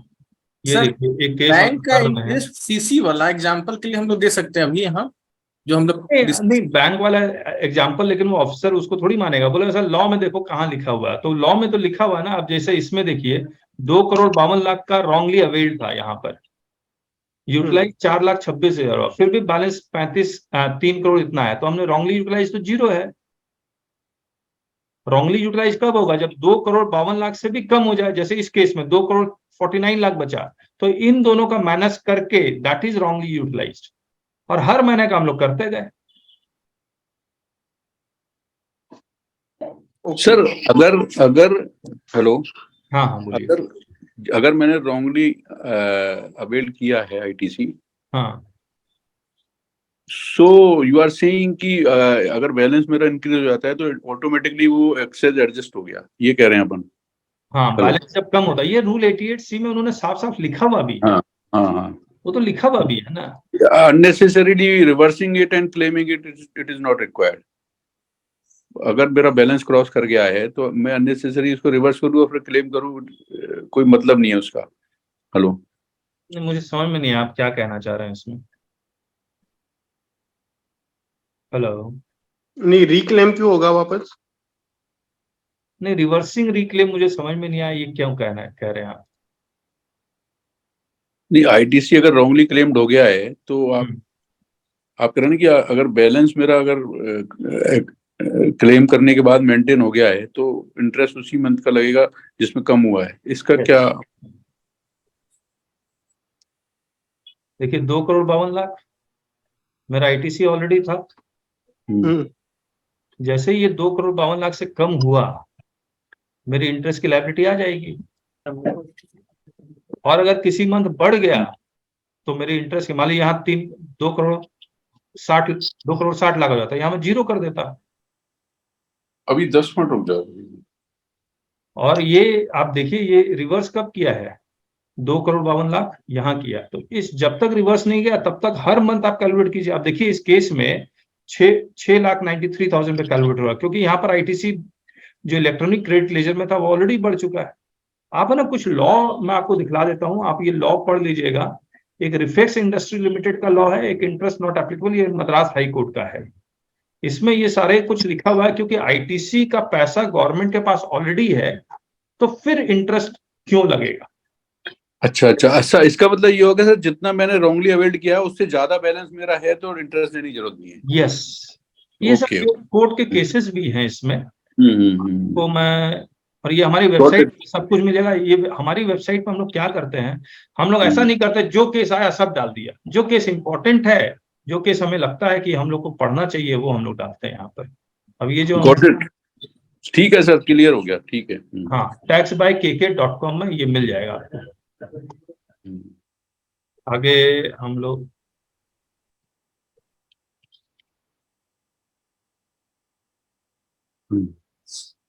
ये देखिए, टेलीकम्युनिकेशन सर्विसेज पे ये सारा कुछ है। और what will be the place of supply for mobile, can it be location of supplier. इसमें इतना ये जीएसटी काउंसिल मीटिंग मिनट्स में ये डिस्कस किया हुआ है, 8th जीएसटी काउंसिल। तो ये हम लोग की रिफंड की बुक है जो वॉल्यूम 3 है, अभी रिलीज नहीं किया है क्योंकि अभी इसकी क्लासेस जो हम लोग लाइव क्लासेस अभी चल रही है। लेकिन 2 बुक है जो रिलीज है, वॉल्यूम 1 और वॉल्यूम 2। अगर आपके पास है नहीं तो आपको जरूरत पड़ेगी, हर हालत में जरूरत पड़ेगी। आगे हम लोग पढ़ते हैं एक बार। Clarifying that mere holding of securities of a subsidiary company by a holding company cannot be treated as a supply of services and therefore cannot be taxed under GST. फिर ये जो 183 रूल सर्कुलर आया था, जहां पर वो 17, 18, 18, 19 में कह रहा था कि सप्लायर का सर्टिफिकेट ले आओ, या चार्टर्ड अकाउंटेंट या कॉस्ट अकाउंटेंट का सर्टिफिकेट ले आओ। वो सिर्फ 17, 18 और 18, 19 का था। विप्रो का एक जजमेंट आया, उन्होंने कहा 17, 18, 18, 19 के 19, 20 भी। गवर्नमेंट ने एक कदम और बढ़ाया, बोला 20, 21 था। तो मतलब इन चारों में अगर आपका आईटीसी का डिफरेंस है तो आप सर्टिफिकेट लेके रिलीफ ले सकते हैं। फिर special procedure to be provided under, अच्छा किसी के पास ये केस आया? केस, हाँ कहिए। ठीक है सर, ये दिसंबर 21 तक के लिए आया, जब तक कि 2B का नहीं आया था, वहां तक के लिए रिलीफ दिया है। जनवरी, फरवरी, मार्च के लिए 31 दिसंबर 2021, ये कौन सा? ये मुझे लग रहा है ये गलत टाइप हुआ। 31 मार्च 2021 होना चाहिए। दिसंबर तक का क्या मतलब? नहीं सर 1 जनवरी से एप्लीकेबल हो गया था ना सर, करेक्ट 2B का। करेक्ट ठीक है। इसलिए यस सर, उन्होंने वहां तक की एलिजिबिलिटी को मांगी। सर एक जहाँ चीज तक और रूल इफेक्टिव नहीं था सर, सेक्शन में नहीं थे ना जब तक हम। ठीक सेक्शन में आ गए। Thank you Sanjay ji. Sir एक चीज और पूछना था इसमें। हाँ, इसमें जो सर्टिफिकेट देना है, हाँ। जो सप्लायर के सीए हैं वो सर्टिफिकेट देंगे या रजिस्टर्ड पर्सन जो सीए हैं वो सर्टिफिकेट देंगे? क्या कर रहे हैं आप लोग, प्रैक्टिकली बताएंगे आप? सप्लायर का देना होगा सब भी, क्योंकि वही देख सकता है डॉक्यूमेंट उसके, बुक्स ऑफ अकाउंट सप्लायर। पता नहीं, मुझे तो लगता है कोई भी सीए दे दे, क्या फर्क पड़ता है। एक्ट में या रूल में कहीं नहीं लिखा है कौन सा सीए देगा, किसी भी सीए का सर्टिफिकेट लगा सकते हैं। हाँ, मुझे भी यही लग रहा है, लेकिन फिर भी आप, इसीलिए मैंने पूछा प्रैक्टिकली आप लोग क्या कर रहे हैं। और सर जिसके पास सीए नहीं है, जो अकाउंटेंट से काम करवाता है, वो कैसे देगा? हाँ, जो सीए नहीं है, यस, जो अकाउंटेंट से काम करवा रहा है, वो तो किसी भी सर्टिफिकेट लगाएगा। ठीक बात है, ठीक बात है। मतलब रजिस्टर्ड पर्सन का सीए भी दे सकता है? हाँ जी, मतलब रजिस्टर्ड पर्सन का सीए भी दे सकता है? यस।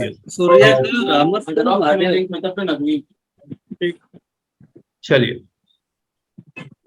अच्छा, ये सुप्रीम कोर्ट के बेसिस पे ये यूनियन ऑफ इंडिया, जब उन्होंने ट्रान 1 और ट्रान 2 बंद कर दिया था, सुप्रीम कोर्ट ने कहा नहीं फिर से खोलिए, आपने फिर से दोबारा फाइल किया। देखिए फर्क समझिए, जब इनिशियली जब आपने ट्रान 1 ट्रान 2 भरा था तो वो फॉर्म के बेसिस पे आपके इलेक्ट्रॉनिक क्रेडिट लेजर में क्रेडिट आ गया था। ठीक बात है। सुप्रीम कोर्ट के जजमेंट के बाद अगर किसी ने ट्रान 1 ट्रान 2 भरा तो आपके इलेक्ट्रॉनिक क्रेडिट लेजर में ऑटो नहीं आया वो क्रेडिट।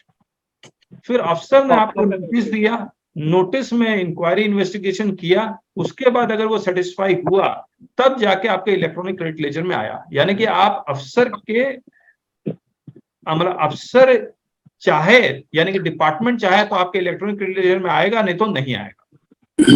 ऐसे केस में अफसर साहब ने क्या किया, मेरे केस में, कि रिजेक्ट कर दिया, ट्रान 1 ट्रान 2 का क्रेडिट रिजेक्ट कर दिया। अब रिजेक्ट किया तो उसको ऑनलाइन ऑर्डर पास करना था रिजेक्शन का, तो ऑनलाइन ऑर्डर रिजेक्शन का पास नहीं किया, ऐसे ही मैन्युअली अपलोड कर दिया। उसमें ऑर्डर नंबर नहीं लिखा था, ऑर्डर नंबर नहीं लिखा हुआ तो आप अपील में नहीं जा सकते थे। ऐसे केस में ये पूरे इंडिया में हुआ, तो अपील में अब मैनुअल फाइल कर रहे हैं तो मैनुअल फाइल वो एक्सेप्ट नहीं कर रहा है।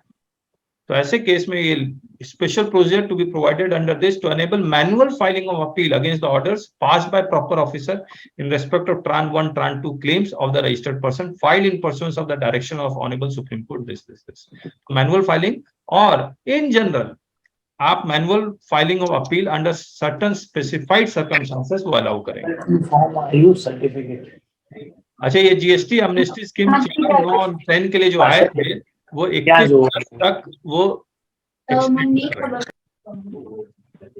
पहले 30 जून तक था, 31 अगस्त हो गया। मणिपुर के लिए कुछ स्पेशल लेके आ रहे हैं, देखते हैं।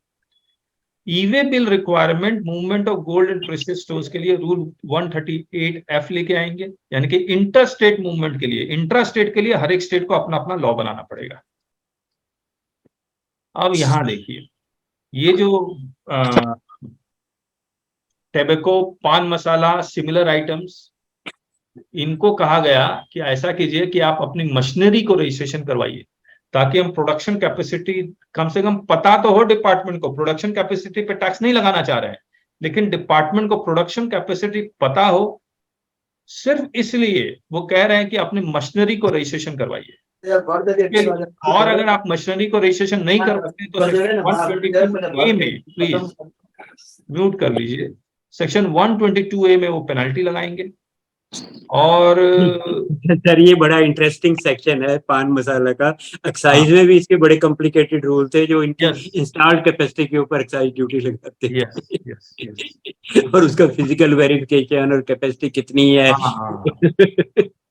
सबसे ज्यादा चोरी भी ये इंडस्ट्री में। मतलब आप समझिए टेबको, पान मसाला, सिमिलर आइटम्स में क्या आएगा पता नहीं मेरे को। लेकिन ब्रिक्स वाले में क्या करेंगे? ब्रिक्स में तो कोई मशीनरी होती है नहीं होती है ब्रिक्स में?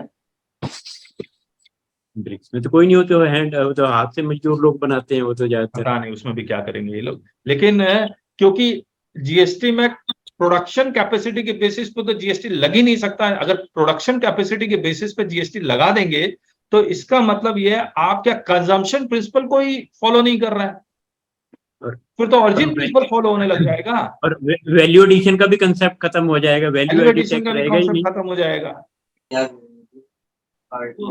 अब देखिए इसीलिए वो कम से कम अब उनके पास ये हथियार होगा, डिपार्टमेंट के पास की मशीन की कैपेसिटी इतनी है, आपने टर्नओवर इतना कम क्यों दिखाया? आप जवाब देते रहिए आने के बाद तो मिलेगा। अभी कहीं बाहर है कि जी कर लीजिए कौन?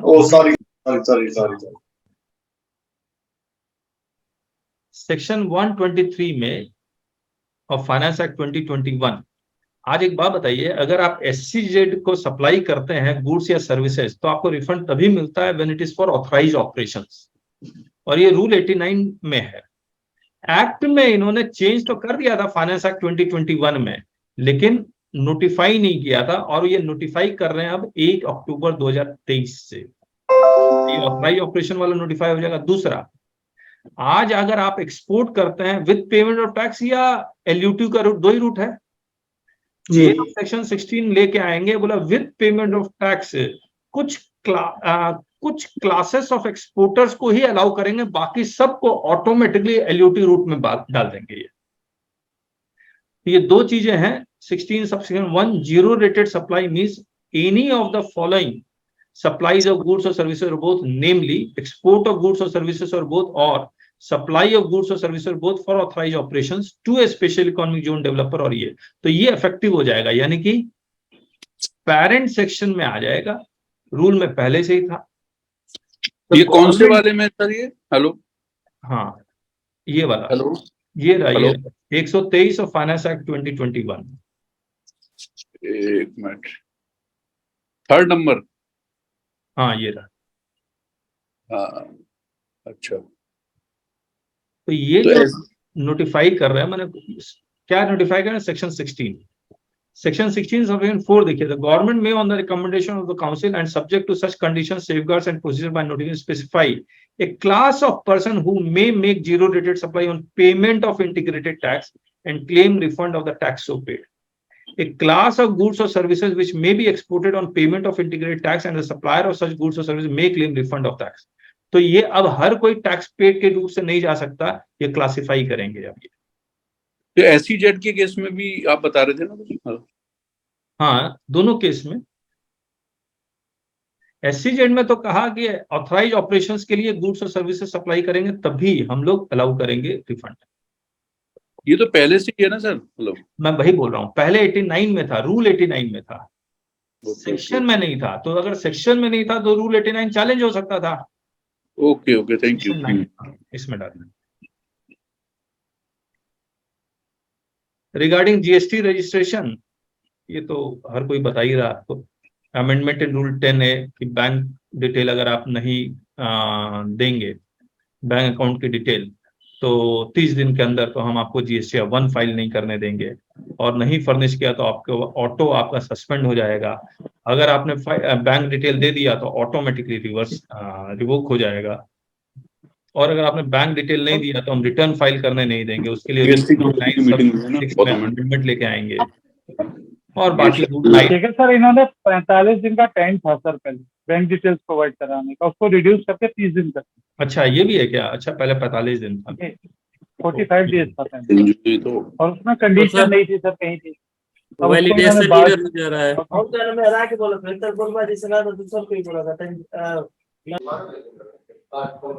क्या है?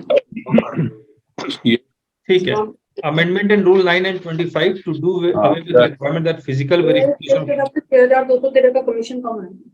हेलो सर, बीच में कमीशन का गुप्ता जी की आ गई। हाँ बोलिए बोलिए, कौन बोल रहा है? नमस्कार सर।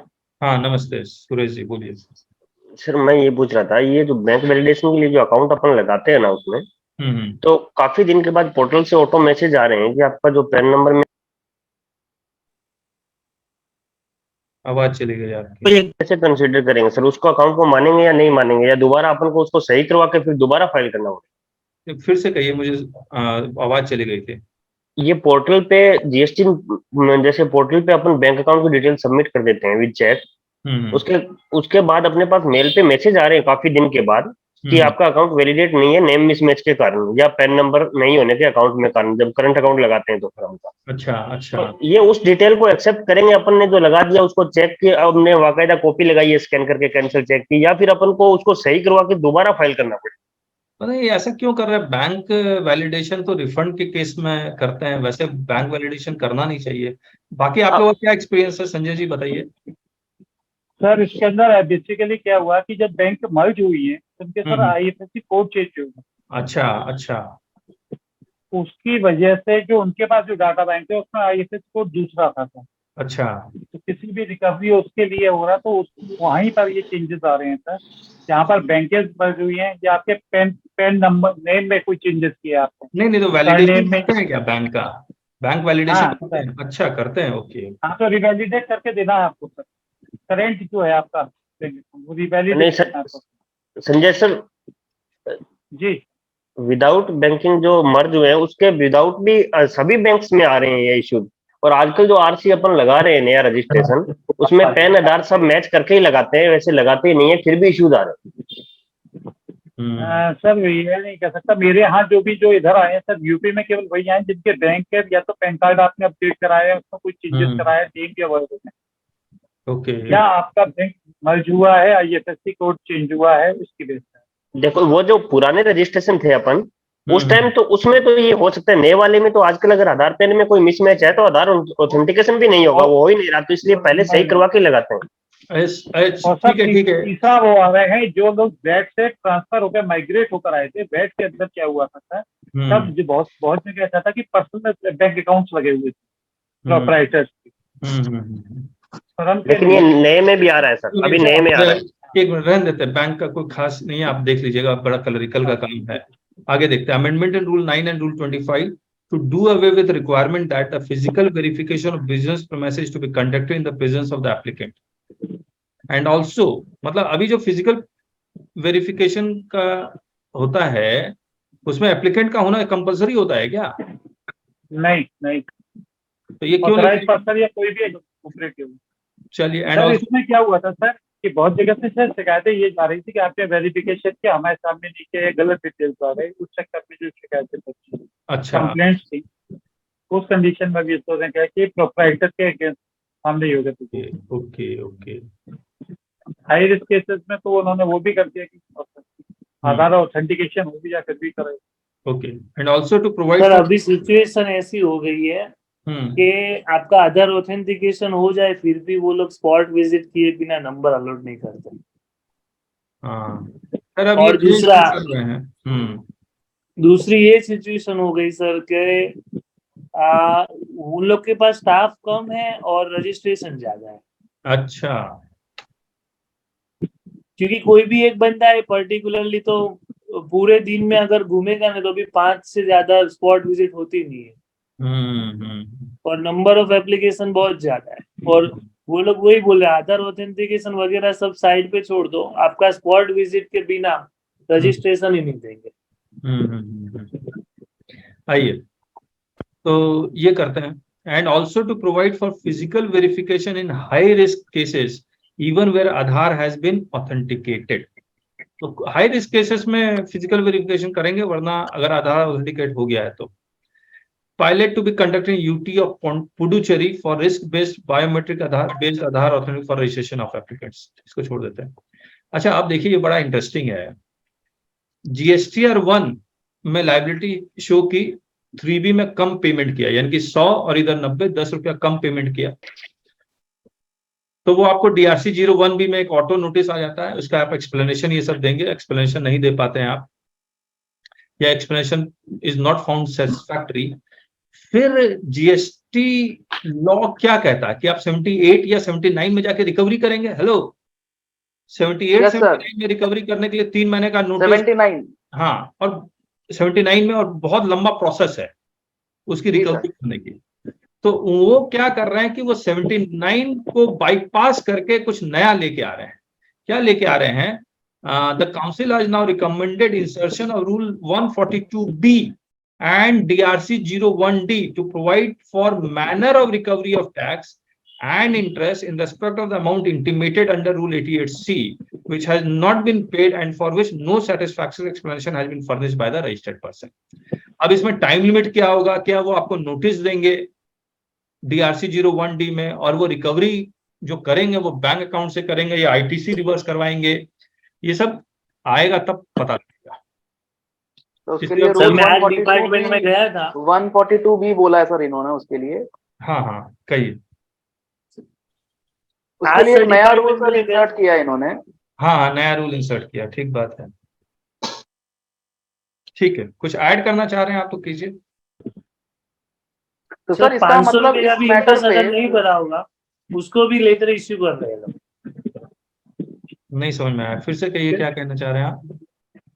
जी 17, 18, 17, 18 से हाँ मार्च 2023 तक हाँ जितने भी कैश पोर्शन में जिस भी पार्टी ने इंटरेस्ट नहीं भरा हो, हाँ वो सबके पास, उन लोगों के पास वो लोगों ने लिस्ट बनाई है। हाँ और सबको लेटर भेज के वो लोग पेमेंट्स करने के लिए बोल रहे हैं। इंटरेस्ट का 500 रुपए से ज्यादा अमाउंट का इंटरेस्ट वो लोग ने अभी गिना हुआ है कि वो सबको लेटर इश्यू करेंगे। अच्छा, और अगर 3 लेटर रिमाइंडर के बाद वो लोग नहीं करते तो बैंक अटैचमेंट कर देंगे। और ये बैंक नहीं, एक मिनट होल्ड कीजिए, ऐसे कैसे कर देंगे?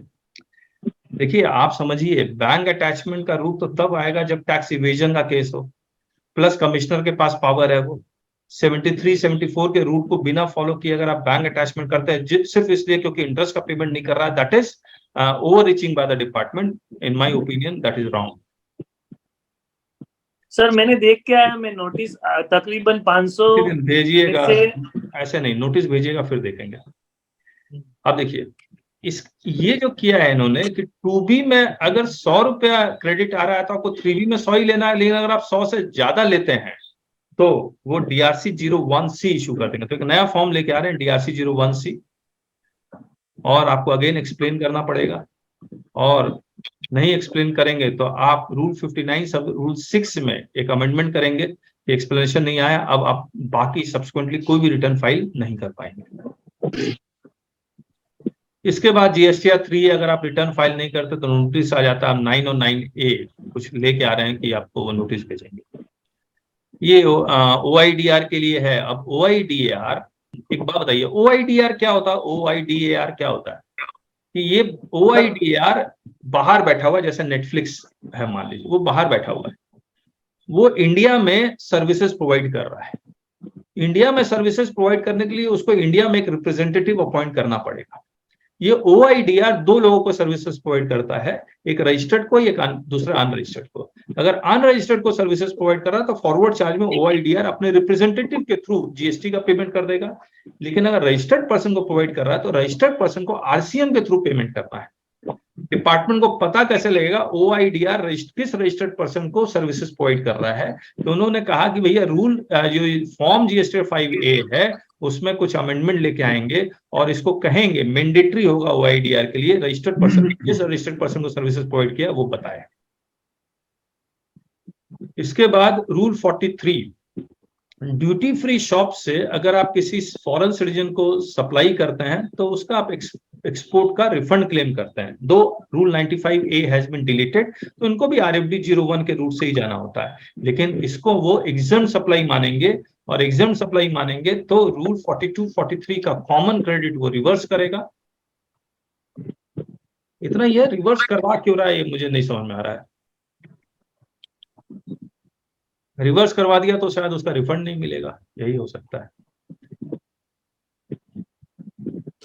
ये देखिए जो मैं बता रहा था, ये जो मैं बता रहा था, जो अनरजिस्टर्ड पर्सन गुड्स वाला जो प्लेस ऑफ सप्लाई आप पूछ रहे थे Sanjay ji, the council has recommended insertion of clause CA in subsection 1 of section 10 of IGST act to clarify that place of supply in respect of supply goods to unregistered person. कौन सा होगा unregistered person? जिस जगह मैं रहता हूं वो जगह होनी चाहिए। It should be that place where his residential address is located। तो ये एक नया आएगा और ये वेलकम चेंज है और ये होना भी चाहिए। ओवर द काउंटर में खरीद रहा हूं, मैं अपना एड्रेस दे रहा हूं, तो ये उसको प्लेस ऑफ सप्लाई मेरा, मान लीजिए मैंने एग्जांपल जो दिया था दिल्ली वाला, तो वो दिल्ली ही होगा, महाराष्ट्र नहीं हो सकता। तो दिस इज कंप्लीटेड। और मैं आपको एक बात बता देता हूं, ये हमारी जो बुक है, अगर आपके पास है नहीं तो आपको चाहिए, ये मान के चलिएगा। आप चाहे कितनी भी किताबें आपके पास हों, उससे कोई फर्क नहीं पड़ता, ये किताबें आपको चाहिए।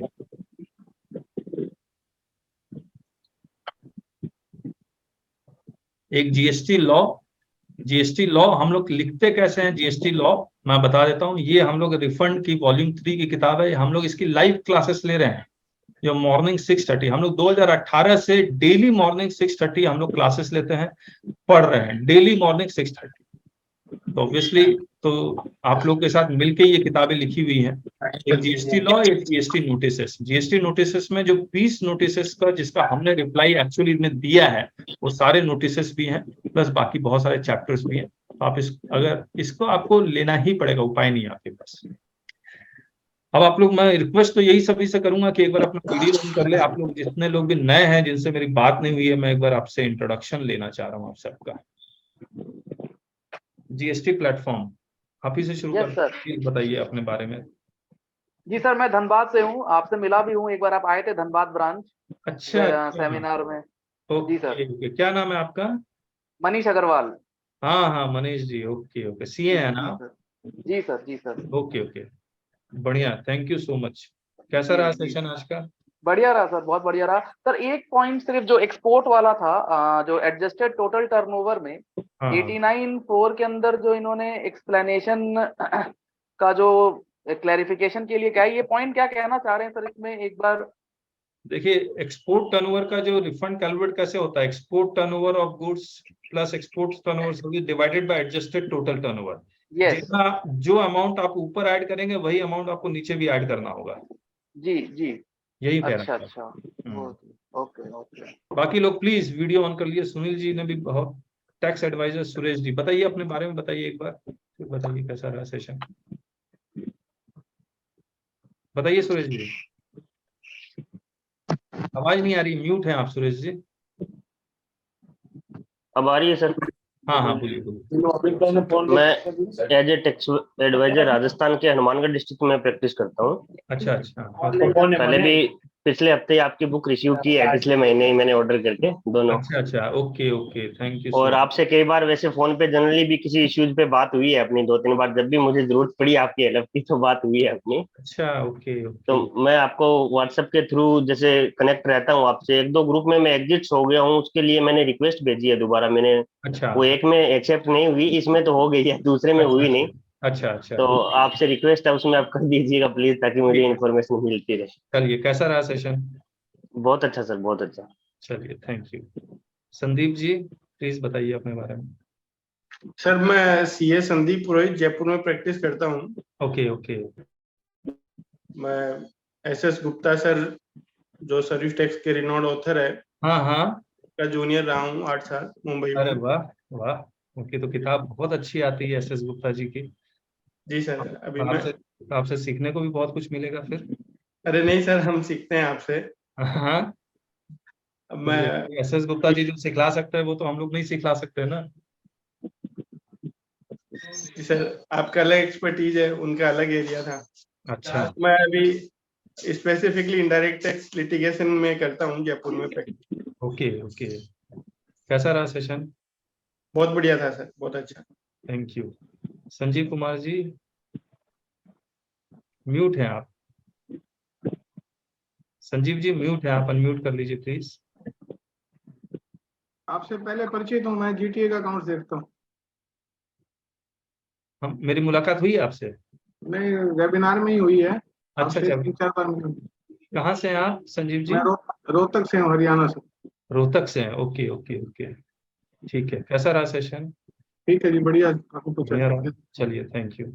दिलीप भवानी जी, अच्छा चले गए। राजेश कुमार खुराना जी, हाँ, नमस्कार जी। नमस्ते, सरप्राइज नमस्ते, हम एक दूसरे से मिले नहीं हैं। I am also company secretary, अच्छा बट अच्छा very late starter into practice. अच्छा I have been in employment for a very long time.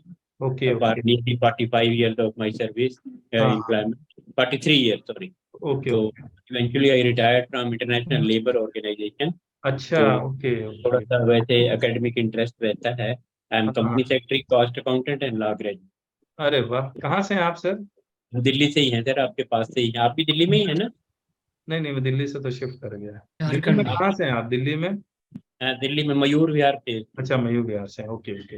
आप सर कहाँ हैं? मैं सॉरी, मेरा आज पहली बार ही आपकी क्लास अटेंड कर रहा हूँ. हाँ हाँ, नहीं मैं अशोक विहार में रहा करता था दिल्ली में, लेकिन अब तो मैं झारखंड बोकारो सिटी शिफ्ट कर गया हूँ। Okay okay okay, very best of luck sir. Thank you sir, और आपका आशीर्वाद और नहीं बना तो रहे। मोबाइल के थ्रू, इंटरनेट के थ्रू तो मिलते ही रहेंगे. ठीक है, thank you so much. Okay sir. Thank you. और बाकी लोग जिनसे मेरी पहले मुलाकात नहीं हुई है, मतलब बातचीत नहीं हुई है, प्राइम केमिकल्स के थे, वो कहाँ गए? सुभाष जी हैं, और कौन है? India, Komal, CA Nidhi Gupta, Dilip Bhamwani prime chemicals, Dhruv Patel, Dalip Arora,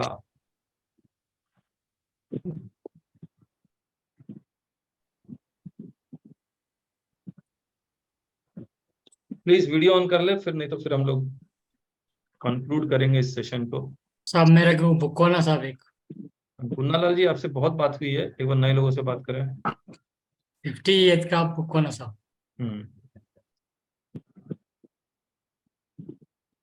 ये निधि गुप्ता, विश्वराज जे अग्रवाल, आईफोन के नाम से भी एक, दीपक दलीप अरोड़ा, संदीप जी थे ना जो सवाल बहुत कर रहे थे, Nishit Soni, Manoj Kumar. Please video on कर लीजिए, एक बार बात हो जाए। एस नल्ला कुमार, संदीप जी,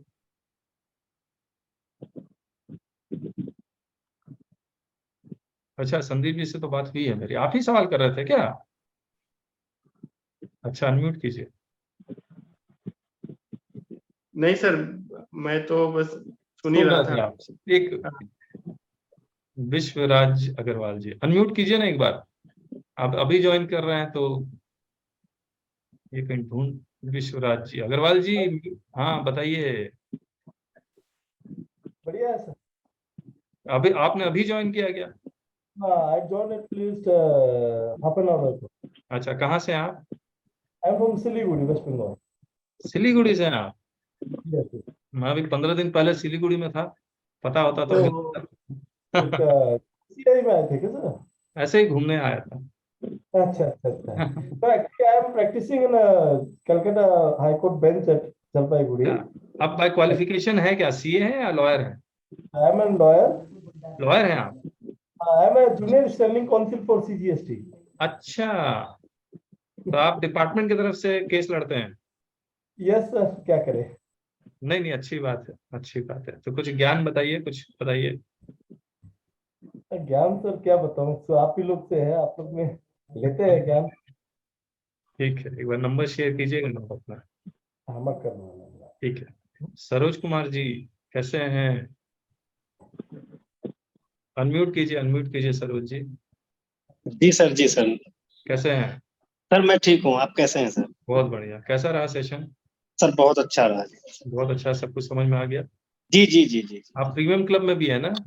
जी सर, जी सर। हाँ ओके। निशित सोनी जी बताइए। यंग है? हाँ सर। बताइए अपने बारे में। हाँ सर, मैं अभी सीए कर रहा हूँ। अच्छा, सीए कर रहे हैं? इंटरमीडिएट। हाँ, इंटरमीडिएट में हूँ। तो यहाँ क्या कर रहे और हैं? अरे सर, आपका जो लेक्चर्स वगैरह है वो देख रहा था, इसलिए मेरे को मेरे फ्रेंड ने भेजा था कि सर का बहुत ही अच्छा रहता है जीएसटी वगैरह जानने के लिए, तो यही मैंने आपको ज्वाइन किया था। अच्छा, ठीक है। तब सीए बन जाओ, सब सीए बन जाओ, all the best. Thank you sir, thank you so much sir. हाँ चलिए, ठीक है। Prime chemicals Dilip Bhamwani ji, please, नमस्ते। अनम्यूट कर लीजिएगा तो हम लोग बात कर पाएंगे। दिलीप जी अनम्यूट कर लीजिए, प्लीज अनम्यूट कर लीजिए एक बार दिलीप जी।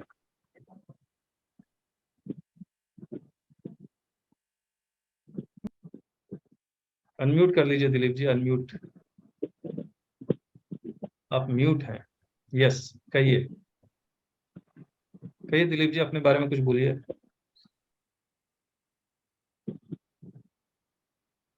सॉरी। हाँ आवाज आ रही है, बताइए। हाँ बोलिए। अपने बारे में बताइए कुछ। मैं केमिकल का बिजनेस करता हूँ। अच्छा, आप बिजनेसमैन हैं, ओके। मैं सीए नहीं हूँ। अच्छा, आप बिजनेस कर रहे हैं, फिर हमारे सेशन में कैसे आए? एग्जैक्टली नहीं, मोस्ट मतलब वेलकम। कहीं कहीं पे मुलाकात हो गई होगी। हाँ हाँ, मोस्ट वेलकम, ऐसा कुछ भी नहीं है। Most welcome. समझ में आया आपको जीएसटी? हाँ, कोशिश की जितनी जितना समझ में आ करी जाए। ठीक। बहुत सारी चीजें मेरे से कनेक्टेड नहीं है, लेकिन हाँ काफी चीजें ठीक कनेक्टेड बात है। है। हाँ, एज ए बिजनेसमैन आपको जितनी जरूरत है उतना जरूरत, ठीक है। हाँ हाँ, ओके, ठीक है, थैंक यू। Thank you. चलिए फिर। साहब मेरे 50th का बुक होना साहब, जीएसटी काउंसिल। हाँ कहिए। कंप्लेंट होता है साहब। क्या चाहिए आपको? 50th जीएसटी काउंसिल का बुक होना चाहिए। 2 में लगता है, 1 में लगता है साहब। 50वां तो तब आएगा जब 51वां मीटिंग होगा। 50th मीटिंग जब 51st होगा तब 50th आएगा, 50th हो गया तो 49th आएगा। अच्छा ठीक है साहब, 50th ऐसा का। होता है। Thank you sir. Okay okay, चलिए फिर, थैंक यू सो मच। और CA Nidhi Gupta, Deepak, Dhruv Patel on कर ले तो अच्छा है। यस। एक सर अग्रवाल जी, हाँ आप एक एज ए सीएस कर रहे हैं या एज ए एडवोकेट? एक मिनट राजेश जी। हाँ निधि जी बताइए अपने बारे में। सर मैं जयपुर से सीए हूँ। अच्छा जी। ओके, कब से तो प्रैक्टिस? बस सर 11 इयर्स से प्रैक्टिस कर रहे हैं। अरे बाप रे, कैसा रहा सेशन आज का? अच्छा था सर। बहुत अच्छा था, ठीक है, thank ji you. Sir. Touch में रहिए। हाँ राजेश जी कहिए, क्या कह रहे थे आप? हाँ, यही कहना चाह रहे थे, आप प्रैक्टिस एज ए एडवोकेट कर रहे हैं या as a company secretary? Company secretary, company secretary. Okay great, that's wonderful. तो हम लोग सबको तो यही दिल्ली में कहते हैं। कितना टाइम रहे? हाँ 30 साल रहा मैं। ओह, फिर तो हमको दिल्ली में जानना 30 चाहिए साल रहा। दूसरे को। कॉर्पोरेट मेंबर्स में तो मैं काफी एक्टिव था। हाँ लेकिन NIRC का MSOP की क्लासें वगैरह भी लेता रहा हूँ काफी टाइम तक। हाँ, प्रॉब्लम ये है कि ICSI टैक्सेशन में इंटरेस्टेड नहीं है, तो इसलिए मैं जाता नहीं था। ओके ओके ओके ओके, इसलिए हम नहीं पाए। Otherwise I am qualified since 89। हालांकि 89 में it was very late in my career. Basically मेरा कैरियर जो है फाइनेंस में रहा है as a cost accountant, which I qualified relatively early. बड़ा अच्छा लगा जी। आप अब झारखंड में कौन सी जगह पे हैं? बोकारो सिटी। ओह ग्रेट, बड़ा अच्छा है जी। आपने रौनक लगा रखी है वहाँ से ऑल ओवर इंडिया में। बहुत अच्छी बात है। तो दिल्ली छोड़ के वहाँ चले गए? हाँ पेरेंट्स यहीं थे इसलिए आना पड़ा। ओके, लोग तो बल्कि वाइस वर्सा होते हैं, फ्रॉम रिमोट प्लेसेस टू मैं सेंट्रल तो प्लेसेस। हाँ बहुत खुश हूँ, दिल्ली छूट गया मेरे से। Okay good. बट अब तो टेक्नोलॉजी के जमाने में पूरा इंडिया ही एक जैसा हो गया। हाँ हाँ, जूम में मैं तो 2015 से लाइव हूँ, ऑनलाइन हूँ। तो मेरे लिए कोरोना के कारण मैं ऑनलाइन नहीं आया, मैं 2015 से ऑनलाइन हूँ। ओके, मैंने नाम तो आपका सुना है 2-4 बार, लेकिन फेस टू फेस आज ही मिलना हुआ है पहले। बड़ा अच्छा लगा जी आपसे बात करके। आपका वेब एड्रेस क्या है? taxbykk.com। Tax by single word kk.com. So I will try to go through your website and try to establish a relationship. Yes, yes. Thank you so much. Okay, all the best. Thank you, sir. आशीर्वाद बना रहे। मेरे को भी बड़ा अच्छा लगा आपसे बात करके। So nice of you. चलिए फिर। Then I'm parting company. Yes, thank you.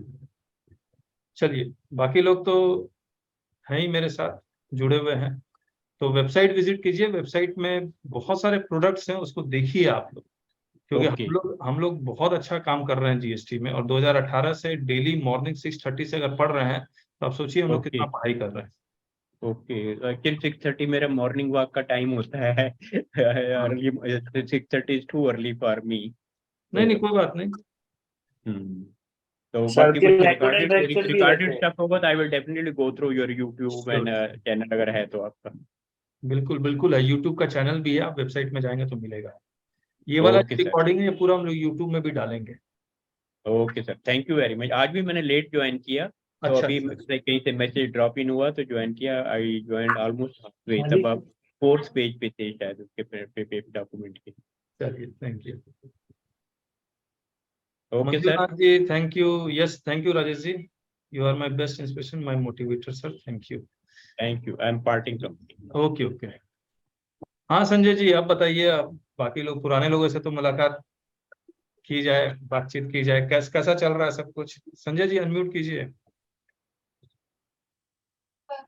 बस सर अच्छा चल रहा है, आपका इंतजार रहता है, कोई मीटिंग आती है तो आपके शब्द सुन लेते हैं सर।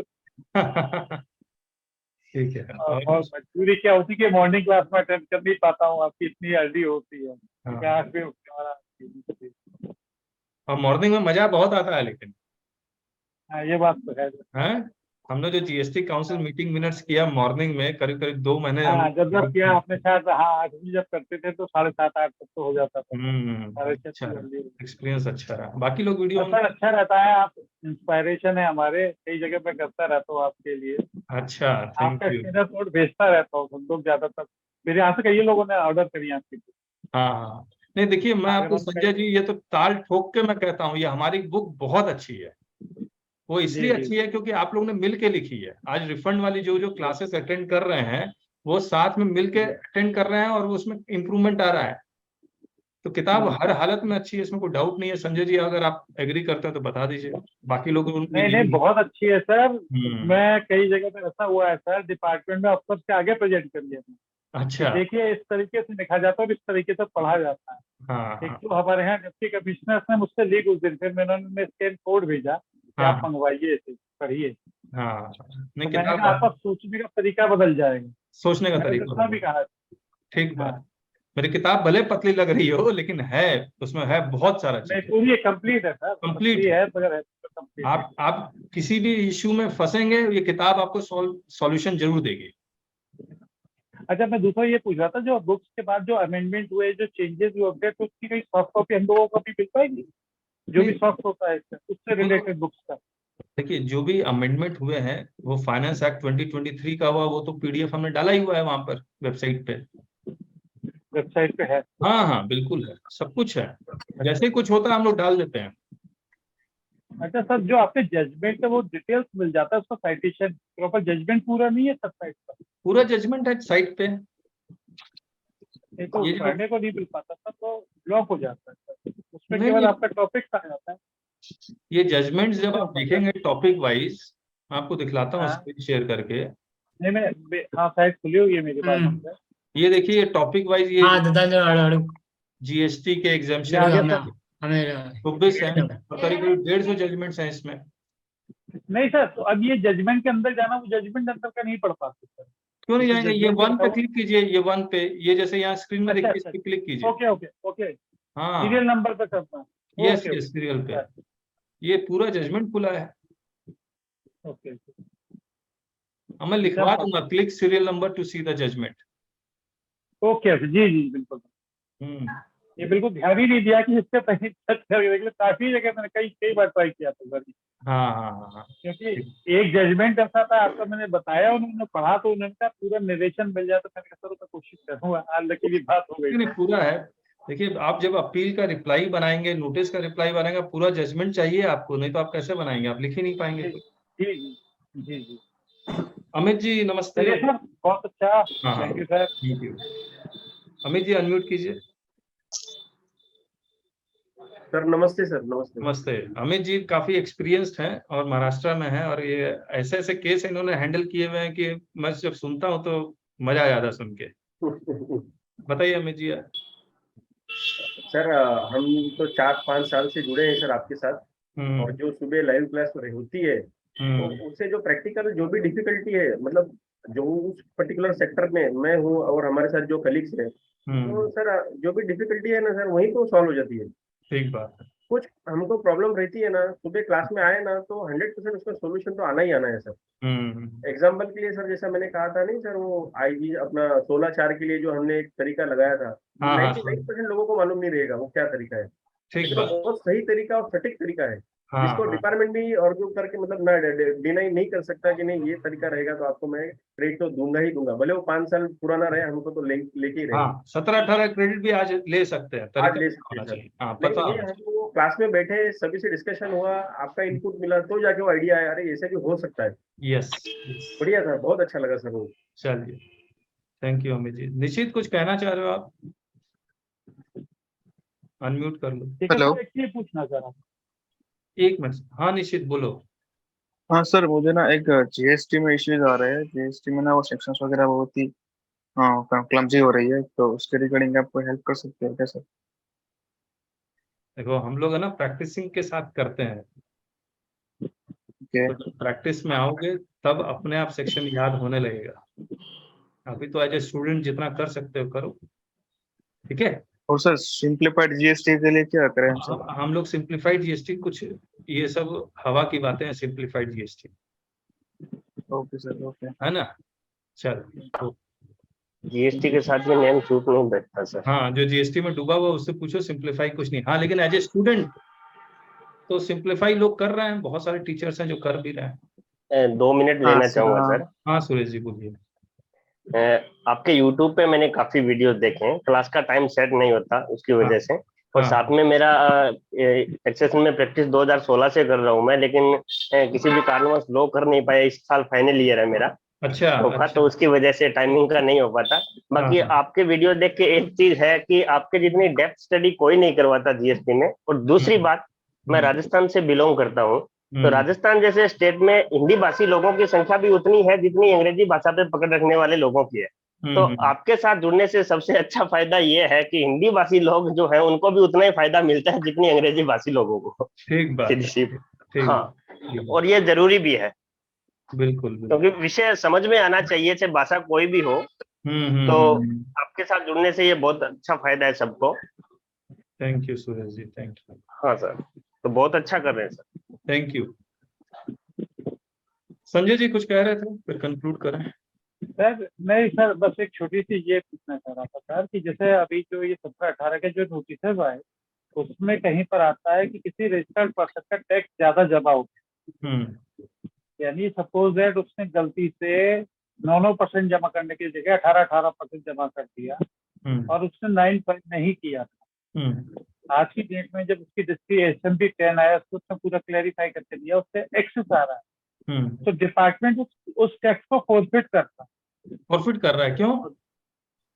अब यही बात है क्योंकि हमने चार्ज नहीं किया व्यापारी ने, आपने इनवॉइस पर, लेकिन वहां पर रिफंड ले सकता था, रिफंड का भी टाइम चला गया आपका। तो हाँ, तो वो ये कह रहा है कि रिफंड का टाइम निकल गया 17-18 का। मेरा ये मानना है कि सब कैश लेजर का कैश के थ्रू जमा किया गया है, उसका कोई टाइम लिमिट नहीं होती। मैं सही हूँ? अच्छा, देखिए संजय जी, मैं तो ये मानता हूँ कि जिसका भी होता है तो कुछ होता नहीं है, नहीं। लेकिन मेरे से आप पूछेंगे कि रिलेवेंट डेट क्या है? Relevant date when the wrong tax has been paid and the wrong tax has been paid in 17-18, therefore वो होना चाहिए। भले आप कैश से पेमेंट करो या आईटीसी से पेमेंट करो, उससे कोई फर्क नहीं पड़ता।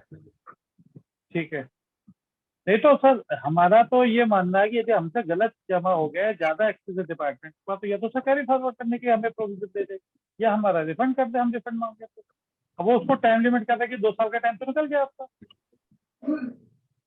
कह तो रहा है डिपार्टमेंट सही, लेकिन और केस में और देखते हैं डिपार्टमेंट क्या लिखा है और सोचते हैं, तब जाके पता लगेगा सॉल्यूशन क्या है। एक्सक्यूज मी सर, मेरा एक छोटा क्वेश्चन है। हाँ बोलिए अग्रवाल जी, आपकी आवाज थोड़ी धीमे आ रही है, थोड़ा सा पास आइए माइक के। आ रही है सर? हाँ कोशिश कर रहा हूँ, बताइए। हाँ, मैं बोल रहा था एक तो मेरे पास क्लाइंट आया हुआ है, ठीक है, ये है oral agreement with the government of waste Bengal. नहीं, आवाज साफ नहीं आ रही अग्रवाल जी। अब वीडियो ऑफ करके ऑडियो में आइए बस। मैं बोल रहा था, अब सुनाई दे रही है सर? हाँ हाँ बोलिए। हाँ, मैं बोल रहा था मेरे पास एक क्लाइंट है, उनका एक verbal oral agreement with the government of waste Bengal था for renting of a premises. Renting of premises oral agreement, ठीक है, आगे।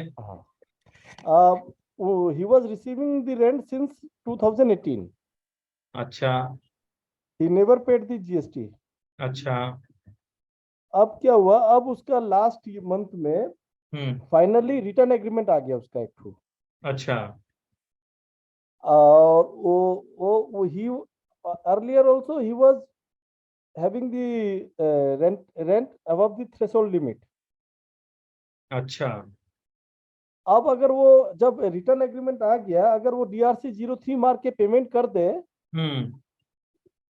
तो क्या सॉल्व हो जाएगा क्या उसका? नहीं, तो GST रजिस्ट्रेशन का रिक्वायरमेंट किस डेट से आया? रिक्वायरमेंट तो एक्चुअली फ्रॉम दी 2018 ही उसका आ गया ना। रजिस्ट्रेशन उसका है, वो contractor as an contractor registration है उसका। अच्छा, रजिस्ट्रेशन ऑलरेडी है, बस GST नहीं जमा किया है ना। मतलब रेंटल के लिए जमा नहीं दिया है, कॉन्ट्रैक्ट के लिए तो जमा कर ही रहा था वो। और कॉमर्शियल प्रॉपर्टी होने के कारण it is with in the ambit of GST। हाँ, ठीक बात है। तो आपको GST नोटिस आया है क्या कोई उसके पास? ना, नोटिस नहीं आया। वो सोच रहे हैं कि नोटिस से पहले DRC 03 जमा करके कम से कम कर सकते हैं। तो 70 फिर तो 73 में आ जाएगा, वो 74 में नहीं जाएगा। ठीक है। हाँ, यस 73 में ही आएगा। सर अभी सुनिए ना सर, मैं क्वेश्चन पूछ सकता हूँ?